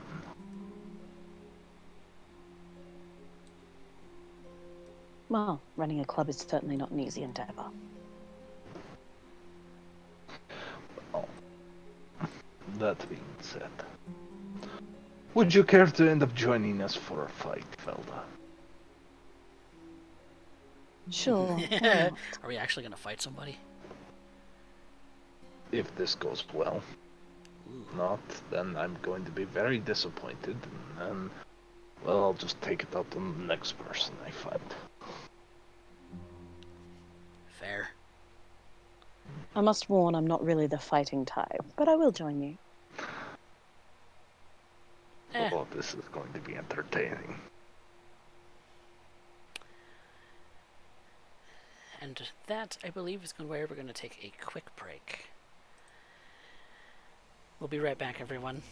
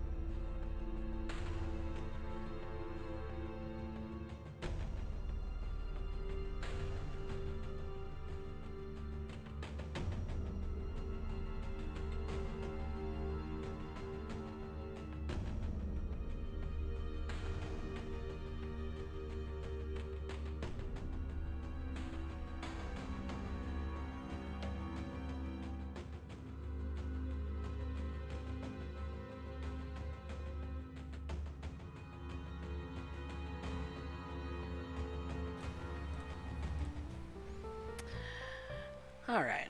Welcome back, everyone, to San Antonio by Night, Season 2, Episode 15. We rejoin Velda, Urien, and Benji as they make their way to the lovely bar called La Medianoche. Upon walking in, Velda, you see lots of exposed air conditioning vents. You see wood floors that are beaten all to hell, waxed over, and beaten all to hell again. A bar that's got what could only be described as buffet heat lamps over top, and a lovely grizzled old gentleman on the other side of the bar looking to serve drinks tomorrow, because it looks like they're about to close. I only have one question about this place, and that's how does somewhere look so unfinished yet so overused at the same time? It's called an aesthetic. Definitely not one of mine. Ugh. Don't blame me. It's not my choice.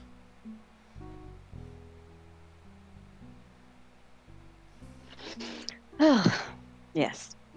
I should hope not.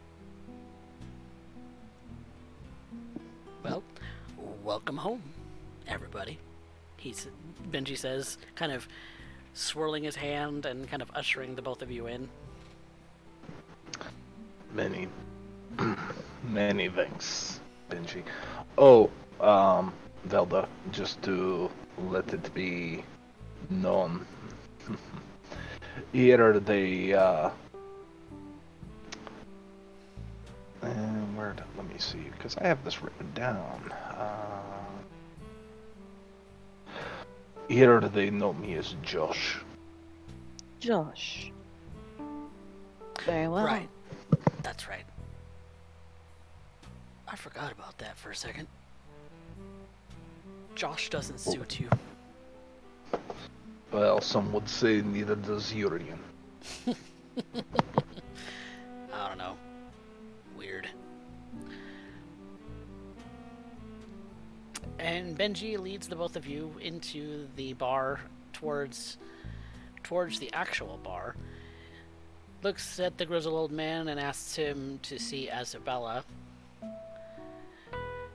And the man goes back into the office, the hallway, into the kitchen, and through a hallway towards the offices. So she'll be out in a minute.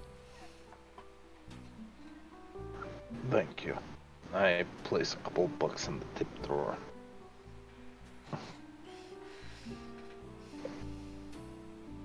It's good to be home, hey Benji? Yeah, it does. Well, yeah. Yeah, it does. I miss the smell of this place. That's the one thing the cabin didn't really have, was the atmosphere. No? Well, you always did strike me as the type that enjoyed drunken bar brawls. Can you blame me? Not particularly. In a dog pile, it's pretty easy to end up finding yourself a quick snack that is easily coverable. Yeah. That's how you do it.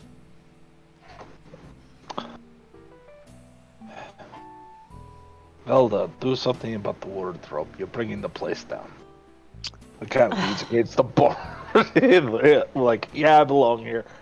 Completely, doesn't look it, but just leans against the bar like, yep, this is home. She kind of just rolls her eyes at him and shakes her head. Benji does similar to Urien. Kind of leaning against the bar, relaxed. Well, you can tell this is not normally a scene I would hang out in. Oh, wait until you get to the actual scene. True. And it's on that cue that you see a beautiful woman, pale, black hair, dressed in a long black dress, slim fit, come out and greet you all.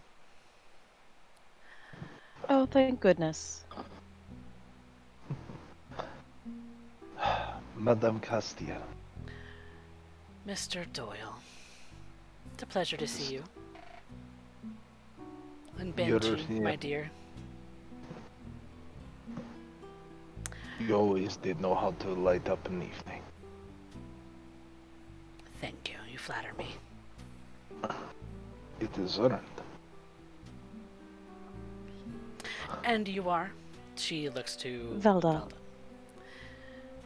Velda.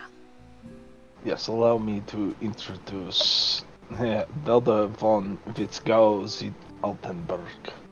She lets that aside. She's like, Velda von Svenkgau zu Altenberg. Ah, okay. So Velda. Just call me Velda. Pleasure to meet you, Velda. I am The Isabella pleasure is all Castile. mine. Pleasure is all mine. What can I do for you? Oh, few different things. Would we be able to go to your office so we can speak more freely? Yes, follow me. And she leads the three of you through the kitchen, into the hallway, back into the office. And motions for the two chairs that are in front of the desk, and she'll take the one on the other side. It's very much the same aesthetic in the office as it is outside in the main hall. It's a little Velda just dingy. looks like she's trying not to touch anything. It's a little dingy, beaten up. There's a mess of paperwork on the desk. There's a small lamp and an overhead light. The fluorescence is god awful because it buzzes.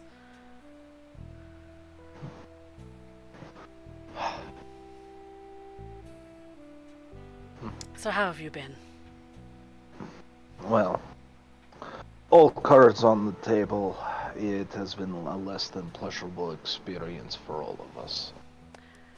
But after certain measures were taken and everything had already crossed its boiling point, and now all parts are left back to their own devices to be able to focus on the work at hand, well, I made it a point to remind Benji that we should at least come to fill you in. Yes, it's been a week, Benji. Where have you been? He's been in the basement currently recovering from wounds that I had inflicted upon him for breaching of particular rules of my own domain. And if I could not end up holding my own students accountable to them, how could I expect anyone else to? I see. But that has been crossed. All has been forgiven now. Penance has been paid, so to speak. And now it is simply a matter of moving on. But I wish to take responsibility for that action and Benji's disappearance. I would not wish for you to hear it from anyone else's voice but my own first, as a responsible holder of domain. Yes, I had begun to worry because I could not reach him on his phone. That is unfortunate. I'm sure you and Benji will have time to catch up, and I intend to give you that time.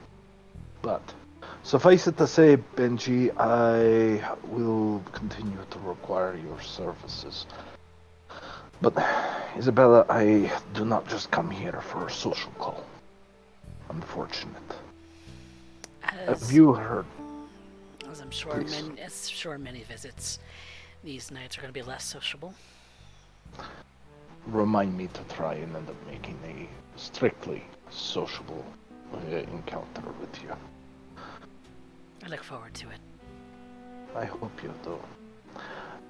Now, that being said, I have come here specifically because I am currently looking for Mr. Duval. Mr. And Duval.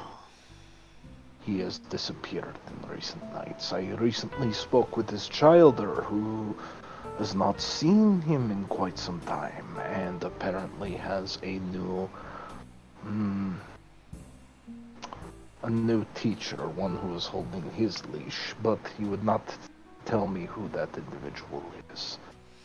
However, the fact that Mr. Duval would end up going so far as to owe me a boon for the return of his childer would tell me that he would not let Wolf leave like that of his own volition. You understand my fear? That doesn't bode well. No, it does not.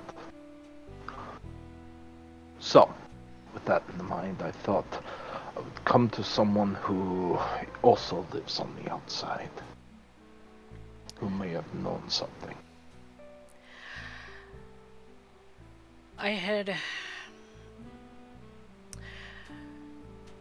Mr. Duval and I generally do not see eye to eye.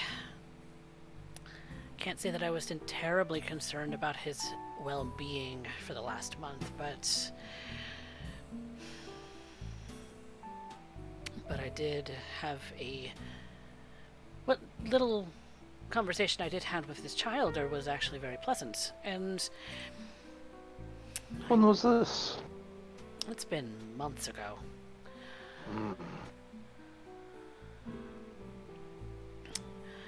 But Duval, he's been missing for what, better part of a month now? Yes. I could understand a few weeks, but given the current circumstances, the disappearance of a courier does not speak well. Especially when we have 3 barons who need to be in lockstep if we are to defend ourselves against this ivory tower menace. Yes, agreed. No, my specialties typically tend to revolve around cleanup. And the physicality. Well, more on the personable side, and Randy on the more evidence disposal.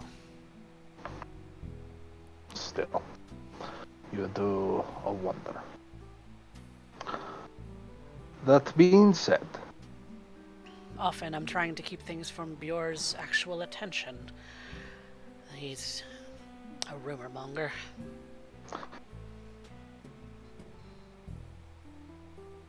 but you wouldn't happen to know anything about his disappearance. Certainly not. I haven't spoken to him in the better part of a month, and I was starting to get concerned. He would usually stop by for the little things. Oh, forgot to die. 3 successes. Detecting. Are they lying? Or emitting something? Let me pull her sheet up really quick.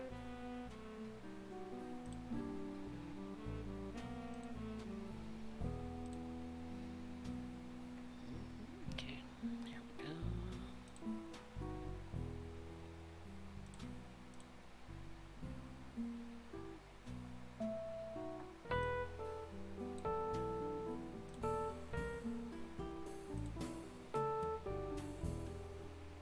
As far as you can tell, she's being purely honest.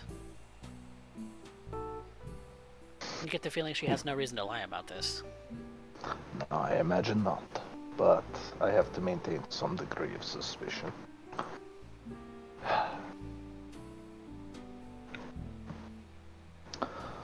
So, Him being a domain neighbor makes me worried.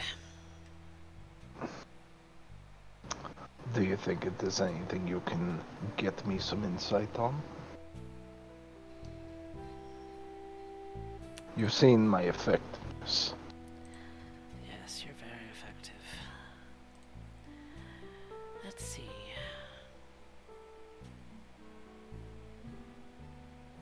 A lot of my influence has to do with the mortal side of things. That is fine. That is how we will win this. San Antonio itself is our weapon, Isabella. Yes, it is. You would know that better than you. Yes, it is. Should you need anything in that regard, please feel free to ask. The sooner we get rid of this menace, the sooner we can all sleep easier. True. But I do have one last thing I would like to bring up. You're familiar with Club Lush, yes? I've heard of it. It's on the other side of your domain, isn't it? It is. But I would like to use what little I have to help bolster your own business. And in doing so, bolster your own hold on this domain. We are neighbors after all. Yes. And much as you worry about Bjor's territory now falling, unlike Bjor, I take an active interest in my neighbors.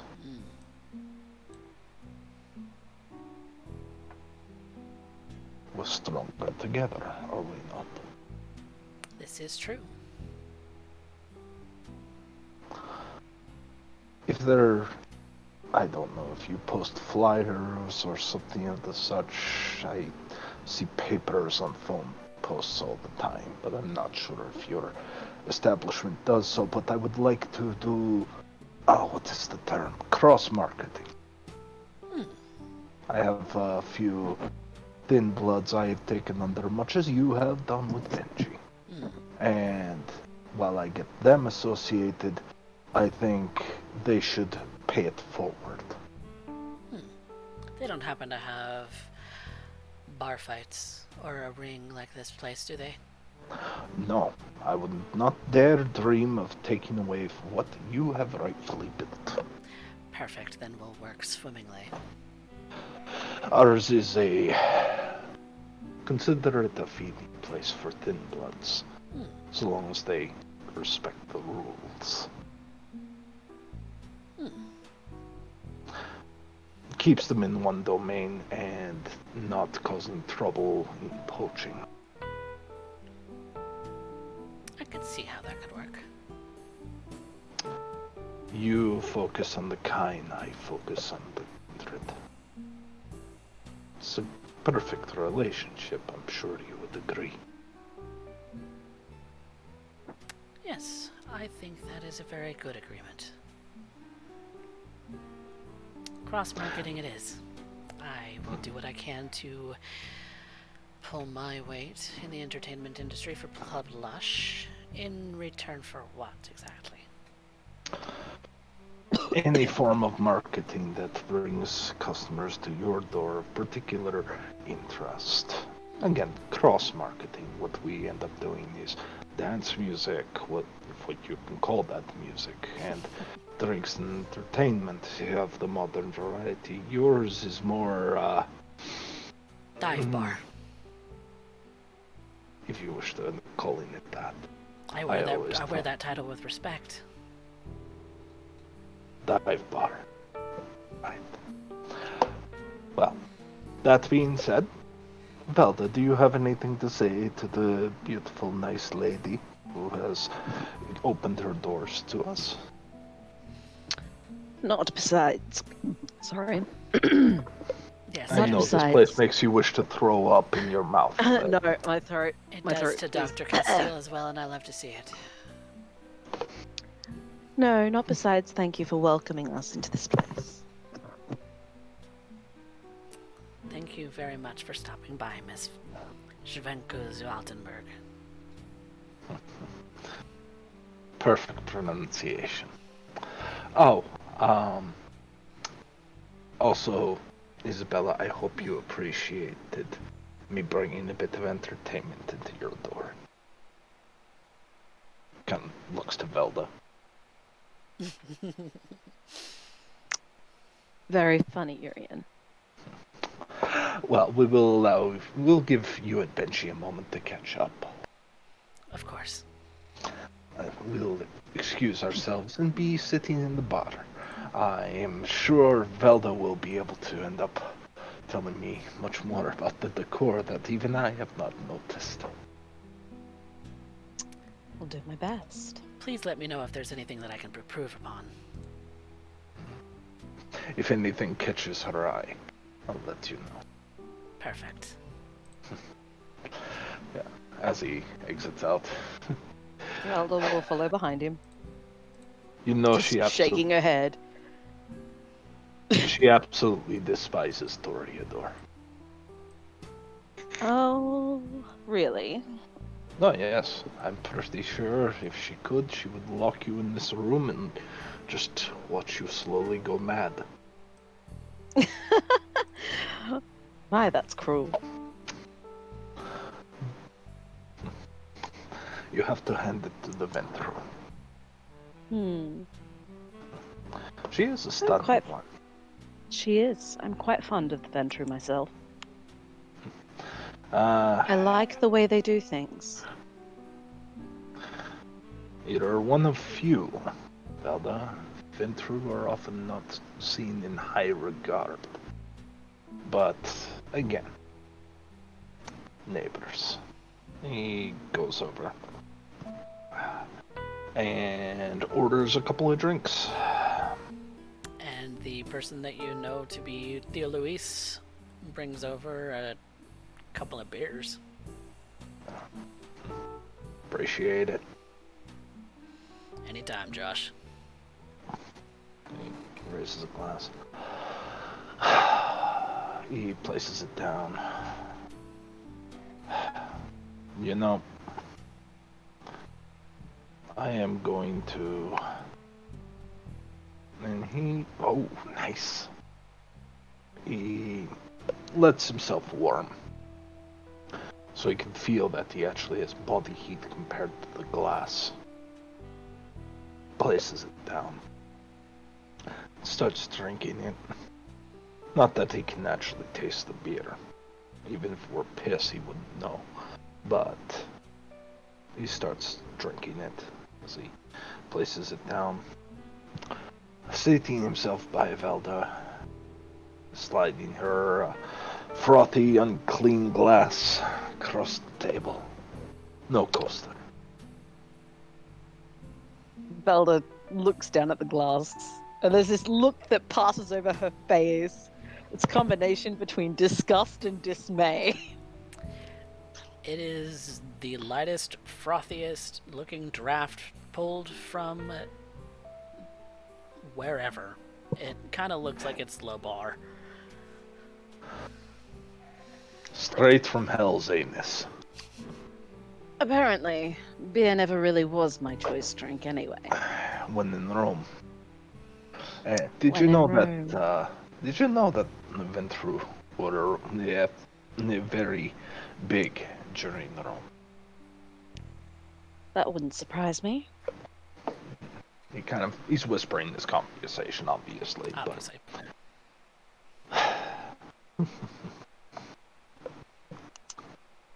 So, now that I've gotten my chatterbox on, that is the expression, right? You get it on. Yes. I would hear you speak, little songbird. And what would you have me speak about? Your evening, your plans, what you intend to end up getting done, especially when it comes to this Hugh character and Father Trent, and what regards you have been doing in that endeavor. You want to know what I've been doing? I've been doing a lot of talking. Is that why your throat is so dry? Clearly you must drink. Quench your thirst for more than just wine. No, I have been doing a lot of talking.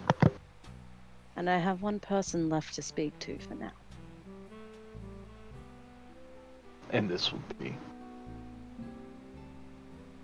Baron Delgado. Now, why would you wish to end up speaking to Baron Delgado? Because we currently have an information blockage, don't we? We do. And you think you can solve that?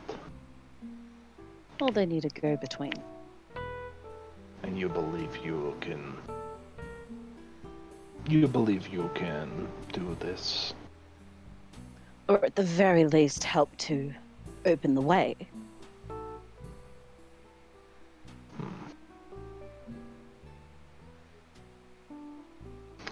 I can... You have no problem with speaking with Batista. No. But...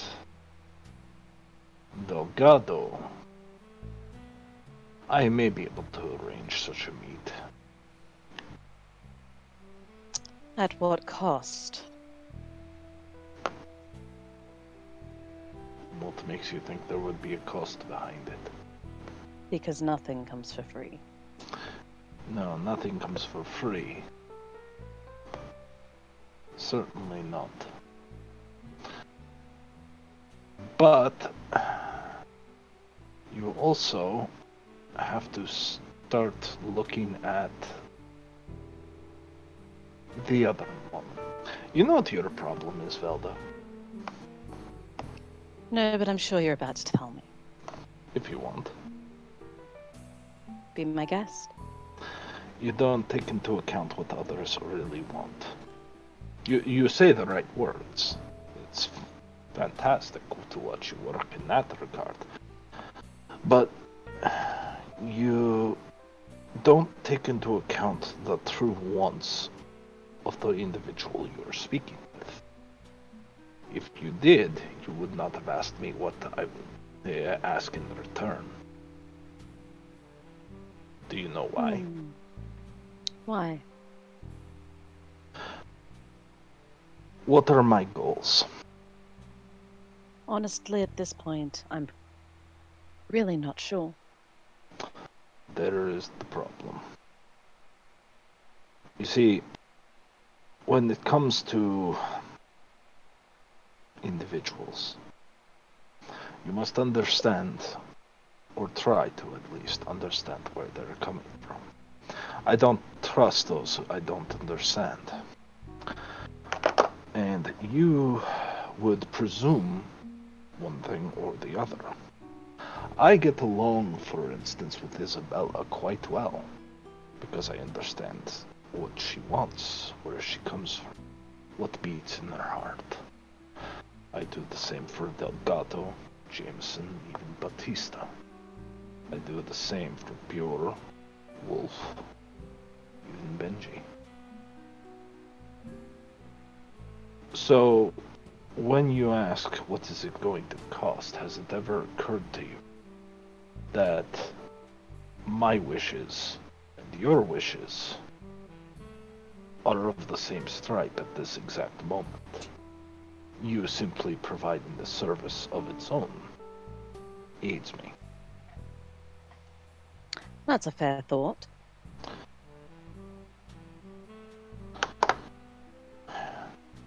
What do you know of Baron Delgado? Very little. That's where I would end up charging if it wasn't so poignant. The first thing you must understand about Baron Delgado is, much like most Toreador, it is all about appearances. Not just in how you dress, but how you have the situation. See, he is a man of expectation and etiquette, of finery and the expectations of such. And it also drives him almost mad when somebody says "Hail be" to Delgado. He likes to see himself as an upscale man of the people. So it slowly ends up making him nauseous when people end up pledging allegiance to him, as though he were some form of dictator. I do it just to amuse myself more than anything. But, truth be told, if you understand the individual you are currently associating with, if you understand their wants and their needs, where their eye goes, favors never come into the equation. Interesting.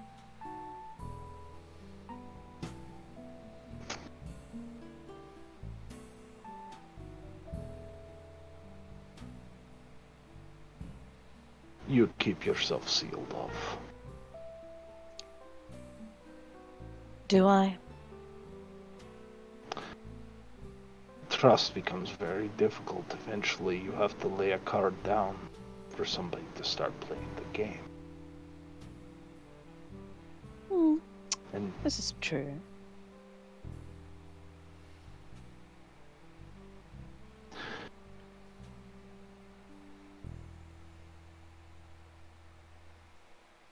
But you're looking for specific cards, aren't you? also, It's just a feeling that I get. oh, please. You have to do better than that. Observe your surroundings. You have no doubt some of the finest eyes in the room right now, as much as they may be strained against the phosphorescent lights. I'm not so sure about that.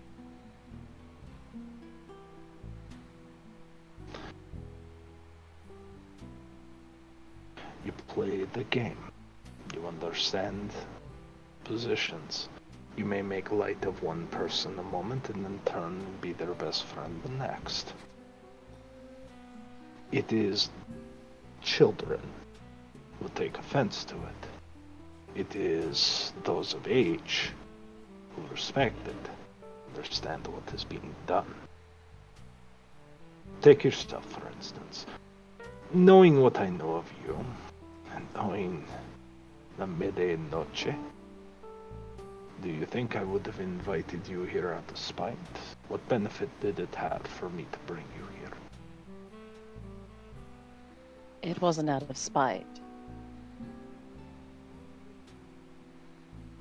And I know that. So what did I bring you? Observe. Think.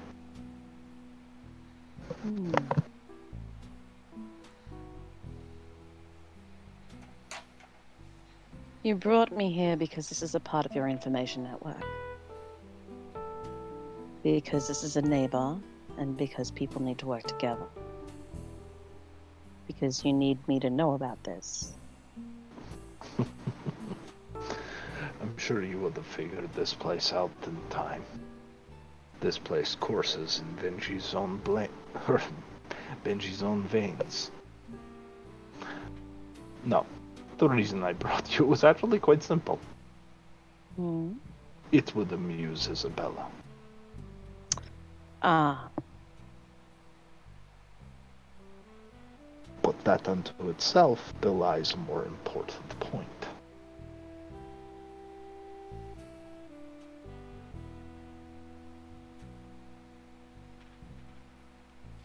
Well,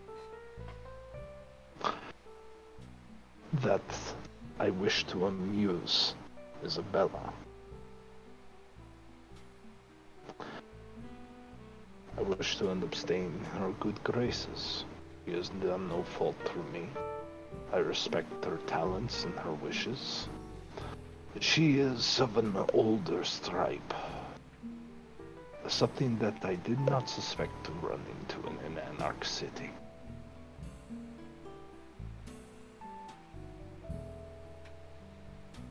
you did not expect to run into somebody of her kind here?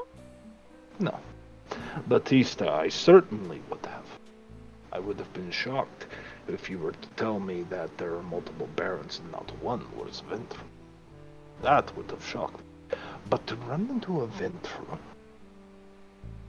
blue blood running a dive bar with a small fight club, who takes Bruja under her wing. That I would have had to see to believe. They've been at each other's throats for centuries, yet here it is as though Benji is her own blood. I find that fascinating.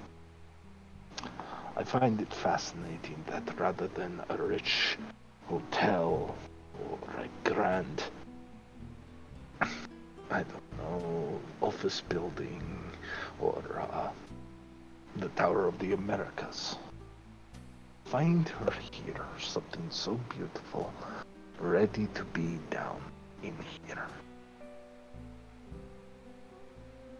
And be content.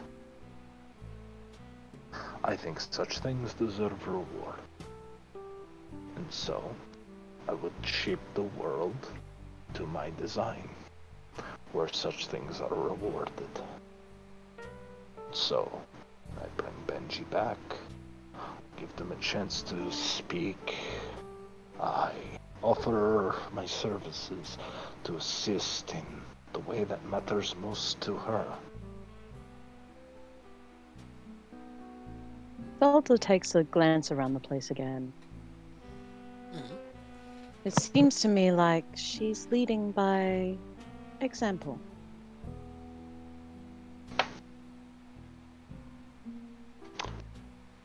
I find in Isabella a kindred spirit. Something I do not have much of. Not in North America anyway. How so? You run into many who may be power mad or vain. You run into many who would treat themselves as scholars or revolutionaries perhaps, or someone who just needs to die for a cause. What you don't have is teachers. I have a soft spot for them, you see.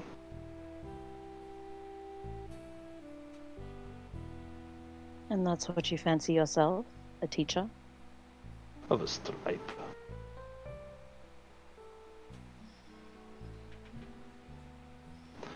Don't confuse my methods with barbaric intent. It is, understand, for you to lose a limb, your face. If one were to shave a little bit off the front, he kind of gestures to Velda's chest. In time, with enough to drink, you would be fine. It is more a sense of imprisonment than it is bodily harm, for the most part, if done quickly. That's my equivalent of a timeout, but if you wish to end up learning more, it is not through discussion that I do so. Observe action and understand their purpose.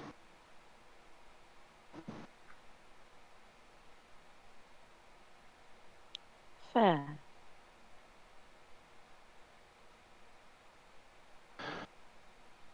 You wish to grasp for what?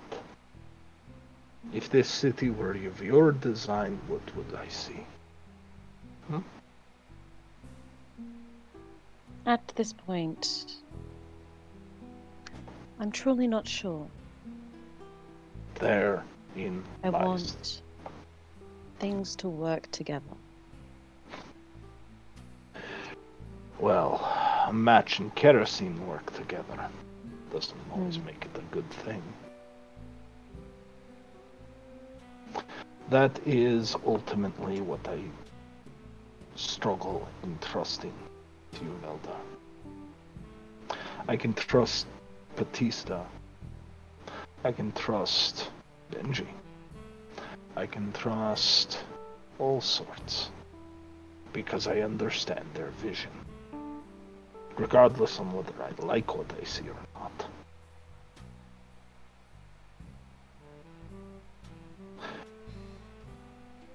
But the person without vision, that is just a destroyer.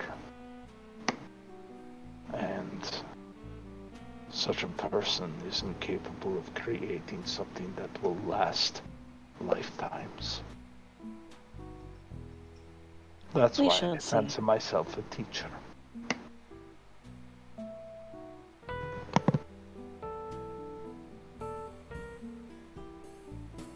We shall see. But you know, just because you don't understand something does not mean that it is untrustworthy. No, but if I do not understand something, I know that it is a high possibility it will kill me. Is it? Yes. He Well, says that with absolute certainty. in my case, it's certainly not in my cards. Then you underestimate yourself heavily, Velda. No, it's just not something that I'm after right now. Right now. Right now.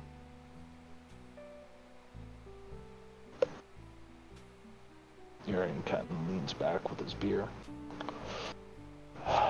Sips it down about half and places the glass back on the table.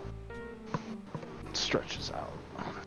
His posture's very changed from the regal appearance he usually keeps, that very prim and proper, that commanding view. Now it's more like, more like Benji, really. In fact, if I didn't know any better, visually it might be Benji outside of the blonde hair.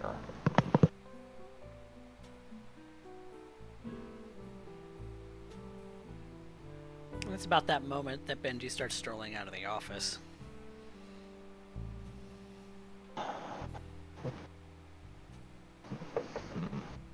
So, Velda, did you notice anything? Nothing that I wish to share. There you go. That's all the pity. Shoots back his glass, puts it down, grabs Velda's glass, shoots it about half, puts it back in front of Velda. Velda just pushes it away with one finger. Thank you for the offer, but no thanks. Oh, come on. It's not that bad. He grabs Velda's half-drank glass and hands it to Benji.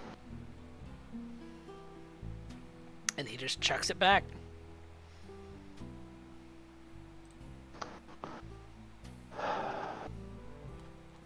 He takes a... Oof. Oh.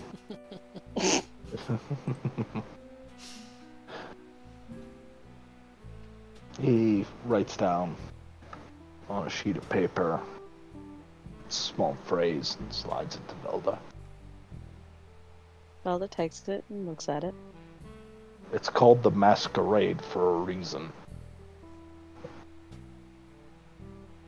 That's literally what it says on the paper. Yep. I think it's about ready to close up anyway. Yeah, well, I've already had more than enough beers for one night. You sure you're okay walking? Yeah, you're driving.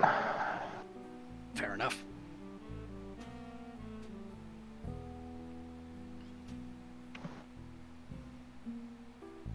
And with that, he starts to get towards the door. Waves to the barkeep, thanking for the beer. And Luis just waves at you. See you again, Josh. And to you, Luis.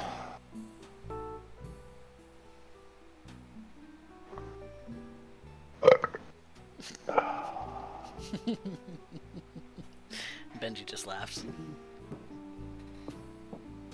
Another eye roll from Velda.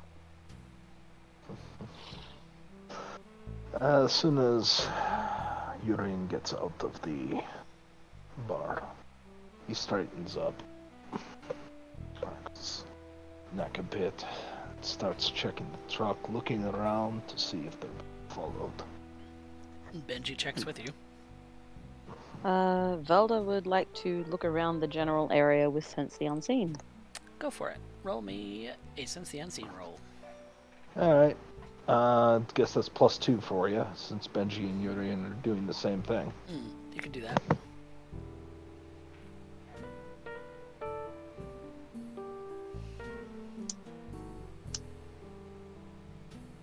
Not a scrap in sight. Awesome.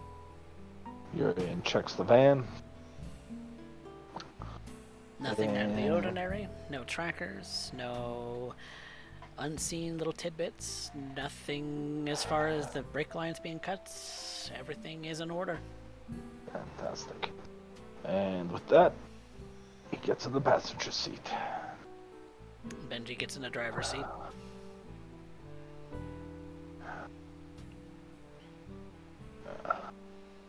And Velda climbs into the back. Are you taking you to your place, Velda? Or are you going back to the cabin? We'll drive her back to her place, I'm sure, after all those unsightly places that I she would has prefer to the encounter. cabin. Oh. You would prefer the cabin. Alright. Alright. To the cabin it is. And Benji drives the three of you to the cabin.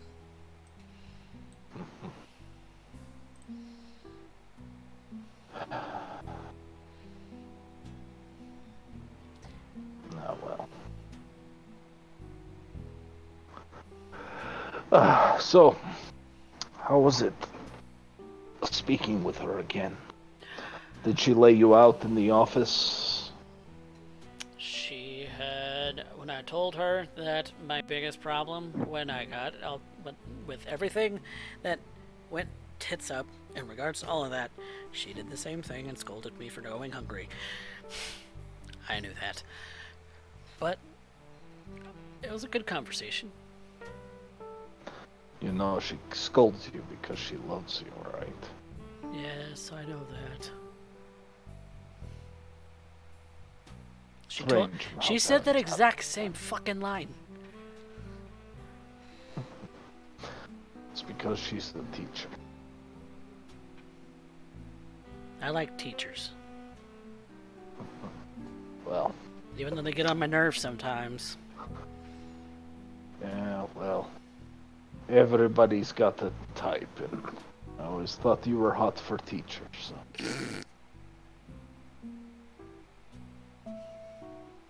What strange noises you make, Benji. Yeah, I can keep him rolling for hours. Keep your eyes on the road, Benji. I'm trying. I'm not blinking. Yes. Yes, well, right now. It's automatic, Benji. You can put the stick down now.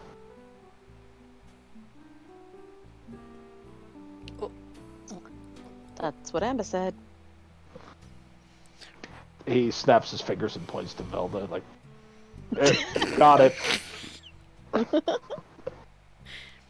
And since he has Blush of Life active, you do see a bit of blush on his face. He is actually blushing. Yes, well. That's cute. So much blood the first time I walked in on them. Shut up! God! You know what? As the saying goes, I ship it. Yes, well. You have to explain to children upon their early embrace if you wish to end up continuing. Consider this a point of sexual education. if you need to, try and remember you come blood. So it's always going to be a mess, more so than usual. And unlike the usual, where a little bit of tide will end up doing the job, this is dry cleaning at best. I'm going to be honest with you, Urien. If you're a woman, you already know how to get rid of bloodstains. That would explain why Amber's such an expert. Exactly. So coming blood isn't so much from the normal. Yes. I don't need this conversation right now. Oh, yes, you do, Benji. And you Benji. know it. Benji, I believe the appropriate cover for the masquerade at this point is for me to end up asking, does she spit or swallow? What? What? No. Road, Benji, road. I am watching the road. I believe she spits. Glad to know which side of the coin you land on then, Velda. Oh, God. And what side of the coin do you think that is? Please, we all know what you are, and we all know you swallow. Oh. I actually don't. I avoid that. Please. You are the worst liar. You and I both know that you require the blood of mortals to sustain yourself. Your swallowing is second nature to all of us. Oh, that's funny. Got you there. Oh dear, Mr. Urien, it seems that you have a sense of humor. I have a sense of humor when it helps affect my ability to end up maintaining the masquerade, such as having a beer. When you're in a bar speaking with a woman and there's no drinks to be had, then it gets suspicious. When she's not drinking, more so. Oh, Yeah, 'cause when then- she's not drinking. If When she's not drinking and clearly disgusted by the drink, it's not such an issue. In that place it is. Kind of looks to Benji. I mean, every girl in that place actually drinks that piss water. You stand out when you don't. I stand out anyway. I mean, goth chick aesthetic, but so does Urien. Goth boy aesthetic, except blonde hair. Yes, but at least Yeah, I'll about have a that peanut butter. hair.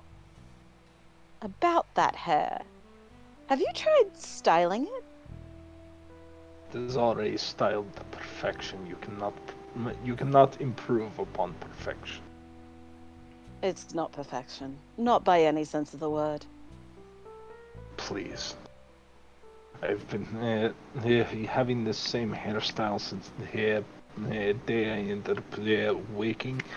I will die with this hairstyle, and no matter what you end up saying, no, I do not look good in blue. Blue? He's just gonna let that question linger in the air. Why blue? I would have picked crimson as your color. Benji has that on lockdown. Yeah. Maybe flaming Don't orange. be cramping on then. my style. Flaming orange, then. You know, the next time I go into frenzy and I come out of it, I'm just going to end up rubbing it all in my hair, and this way you can have your wish. Oh, please. I'd love to see that. Let's not frenzy, please. Let's avoid that at all costs. Yes, please. Oh, so touchy. Yes, the difference is, Velda, when Benji frenzies, I am only convinced one of us is getting out of this place alive, and I'm doubting it's going to be you. No. So let us not poke the bear too much. I'm not really all that pokeable right now. But It's not what Amber said. shut up, Urien. No, Amber's the one that's pokeable. Okay, okay, okay. Don't make me stop this car right now. Well, it's your car.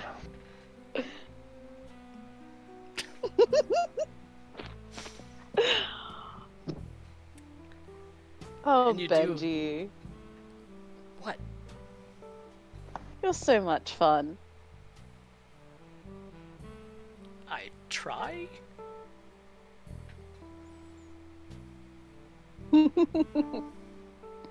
You succeed. Thank you.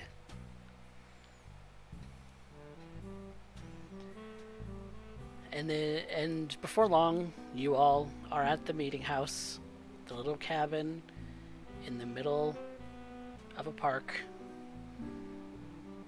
in the middle of a city. Mm-hmm. Now, would I have time to get home from here? Oh, of course. So she would bid adieu to the boys, and she would head back for her own place to have yet another shower. Another shower it is for Velda.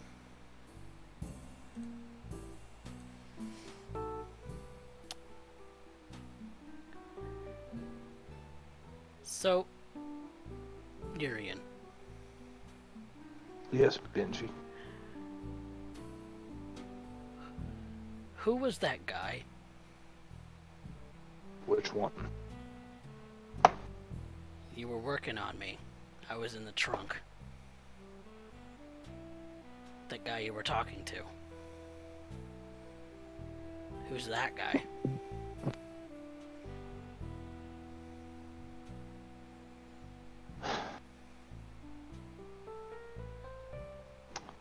Once, very, very dear friend.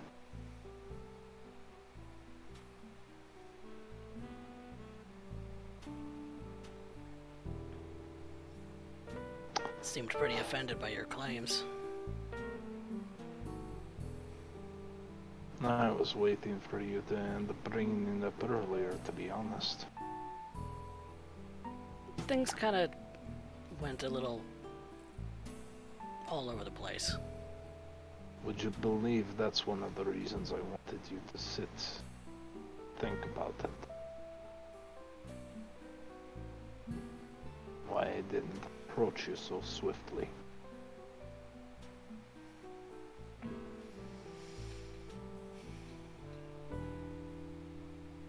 You could have asked Amber to inquire. You could have asked Velda, John, Violet. But you didn't. You waited till you could speak to me alone. I respect that, Benji. I figured it was your business, not theirs, to go prying into. But I couldn't leave it alone, so...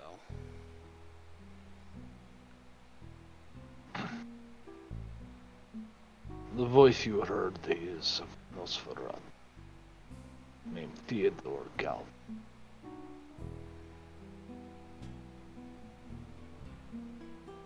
Don't think I've heard that name before. You wouldn't have. He's from the Jackson court. Camarilla. Yes.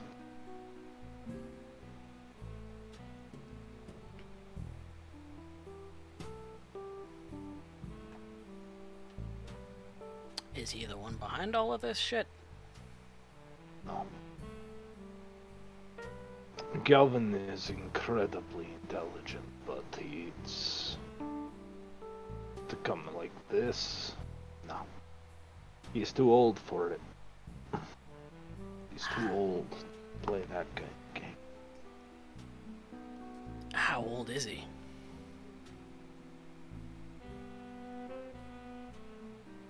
I met him... Goodness.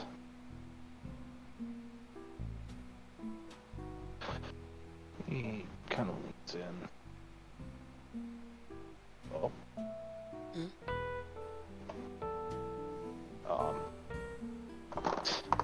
My computer's acting up.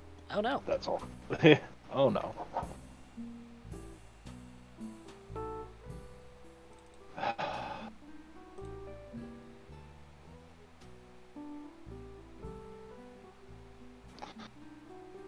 I would say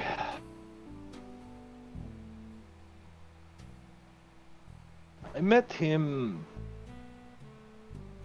probably just before. Would you believe that he was there before the plague? As in Black Plague. 25 million dead, and him among them. Shit. That's old. He's a tough old bird. Damn. If you think that's bad, and he would have liked you. He Even always liked. given my history? Galvin is really good at working with his hands.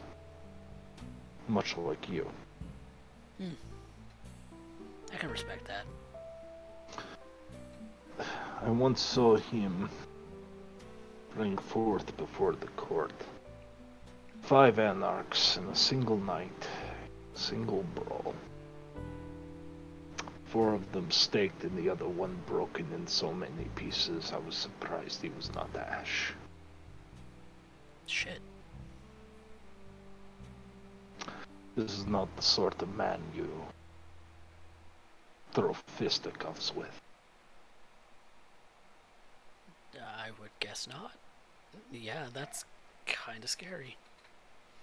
There's only one other person in the world that I'm scared of. Yes. Rightfully so.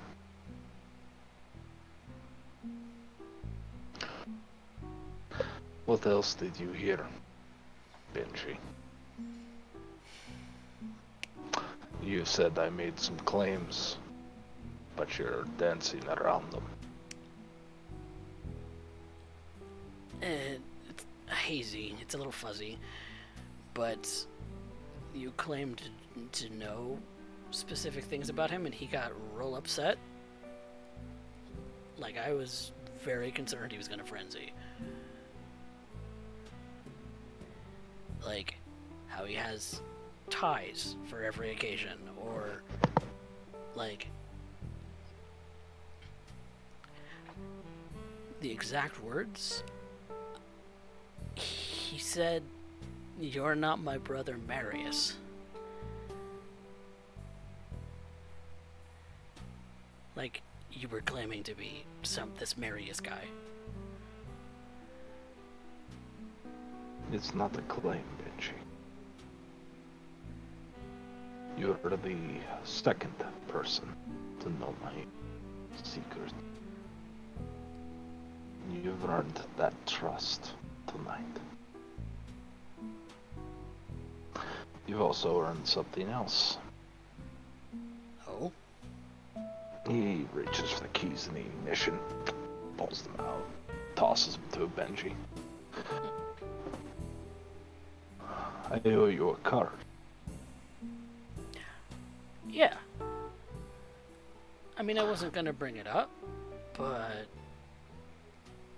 He hits the dash. Still solid. I'm pretty sure this one would take a tree and... like a truck. It's a van. Metal frame? I've been around enough to know what I'm looking for when it comes to vehicular homicide.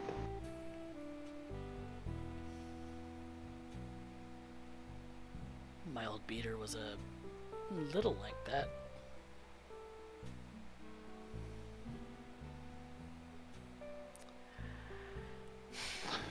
Are you intending not to tell anyone about what's going on with you? I mean, it's your secret, so... What would I tell them that would change anything about what is happening? I don't know. news? They are looking for Urien Doyle, the Diablerist who consumed Prince Marius Calhoun of Jackson. So they are coming for me. Theodore is confused when he sees me and he hears the voice of brother Marius Calhoun. It keeps them conflicted. Conflicted is good. Conflicted bides them time. But either way, their aims are the same. Their actions will be the same. So, What do you think they intend to do besides come after you? Think that's all they're after? no. It would make no sense to him. If it was just me, they wouldn't have made such a fuss. No. This will be much larger. So, Benji.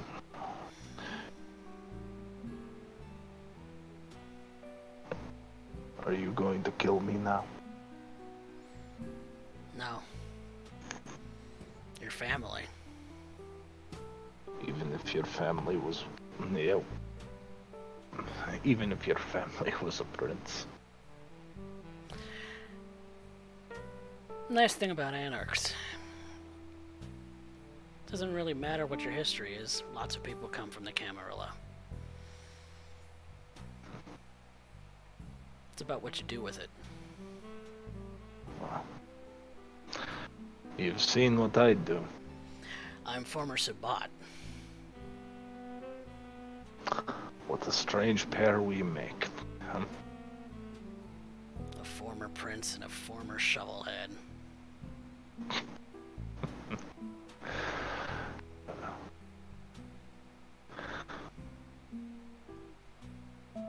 Family is allowed to get on my nerves.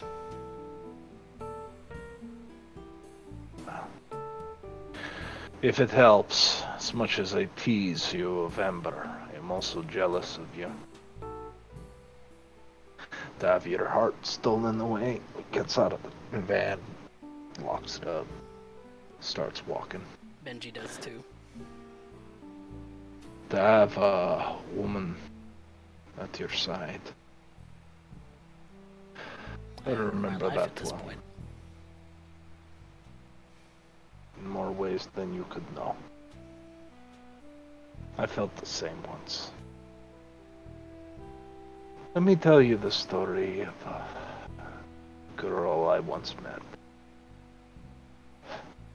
She stole my heart, so to speak. Let me tell you the story of a beautiful young one called Liliana. And I believe that is where we're going to end tonight's session. On a talk between Urien and Benji into the wee hours of the morning about a little girl, a woman, beautiful and endearing, named Liliana Howell. Thanks for playing, everybody. Thank you for running. Yay! I want to end up giving them both a hug.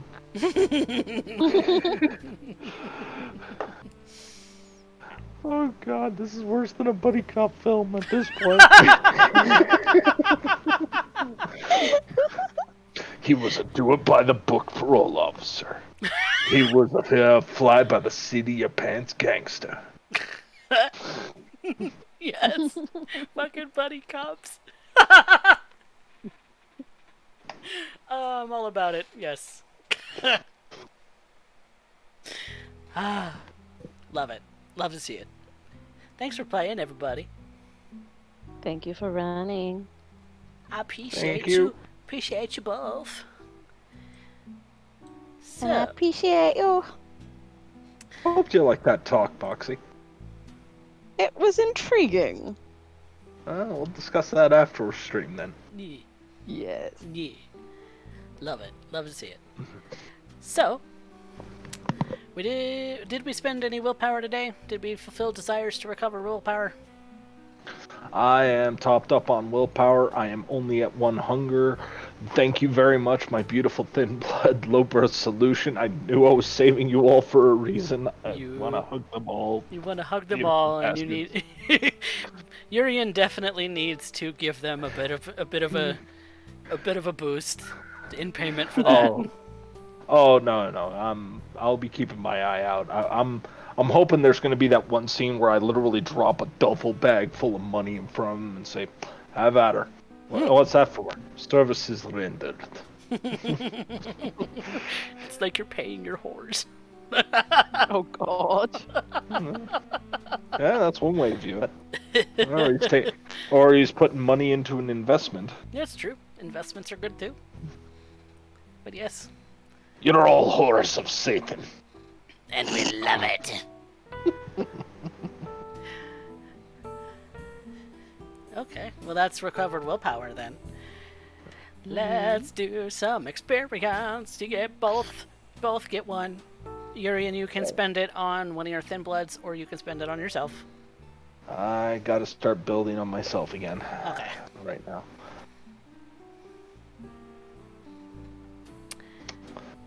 Cool beats. And then we have the XP for the individual categories based on player input. So, who moved plot? Urien. Not gonna say anything, sure. Sure. Urien has, if that's a consensus, then Urien takes it. And Bessine. I liked that last one. Not gonna argue it. Though I do have to contest the best line. Ah. Ugh. Ugh. Velda just going, ugh. At both Gabriel and La Medianoche. It's like, I'll take Same. that. You take one Same. look at that Nosferatu's face and you're like, oh god. I'm like, Why no, me? Why me? No, the moment that he started talking in her ear, I'm like, oh shit, it's a Nosferatu. Oh, it would have been hilarious if it's anime boyfriend, pretty boy Malkavian. Like, oh, would've been that's so. nice. Oh, that's so sweet. Oh God, he's gonna eat me. 'Cause that was my first thought. It's like, you're getting out of this alive. That's surprising. Yes. More surprising survived. was Wolf. I'm like, he could turn on me and tear me to shreds at a moment's notice, and I do not have the blood for this combat. On the other hand, Hail Mary attempt, I might be able to end up biting into him, feed a little bit, and once I have a little bit going, we're gonna keep spending blood into strength as quick as I'm pulling it in. Yep. Yep. To be fair, Wolf is not as powerful as you think. No, but I do remember on how much it took to bring him down. Yeah. With Benji, you crit, so... Yeah. You got lucky with crits on Benji. Otherwise, it wouldn't have taken that one. Wouldn't have gone that quick. I couldn't use blood sorcery outside. I couldn't use Extinguish Vitae that entire time. Yep. Because So. you're at Hunger 5. Now I'm back to Hunger 1, baby. You're back to Hunger 1, baby. Thin blood snack bar for the win. Now let's go devour Hugh. Oh, I am waiting for that. I am waiting for that. I have a plan for Hugh. Urien did say he was going to try and set Hugh up, so we'll find out how that goes. And I have a thought. are we agreeing that Velda takes line because, Yes. Perfect. I'll take it. Velda takes it then. Love it. Love to see it. It looks like we have the chat is active and wants to throw in some votes. So Shadow Gamer wants to throw in their vote for Urien getting an extra XP. Let's get some votes going. How did you guys think of the session? It was good. I love those little one-on-one vignettes. Yeah. Mm. Yeah. I love them too. Velda's starting to get a bit closer to Benji, Mm. but she's still so distant from everybody else. Benji's an NPC. She's so closed off. She's so closed off from everyone else. Oh, Velda. You silly, silly goose. What you doing this for? You're doing this to yourself. Yeah, in part.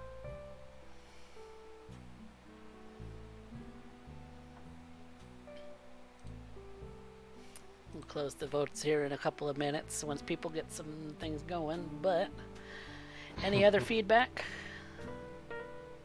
Apparently, I'm getting the XP for user from Shadow. So far, we'll see if anybody else throws any votes in. So far, we have that one. Alright.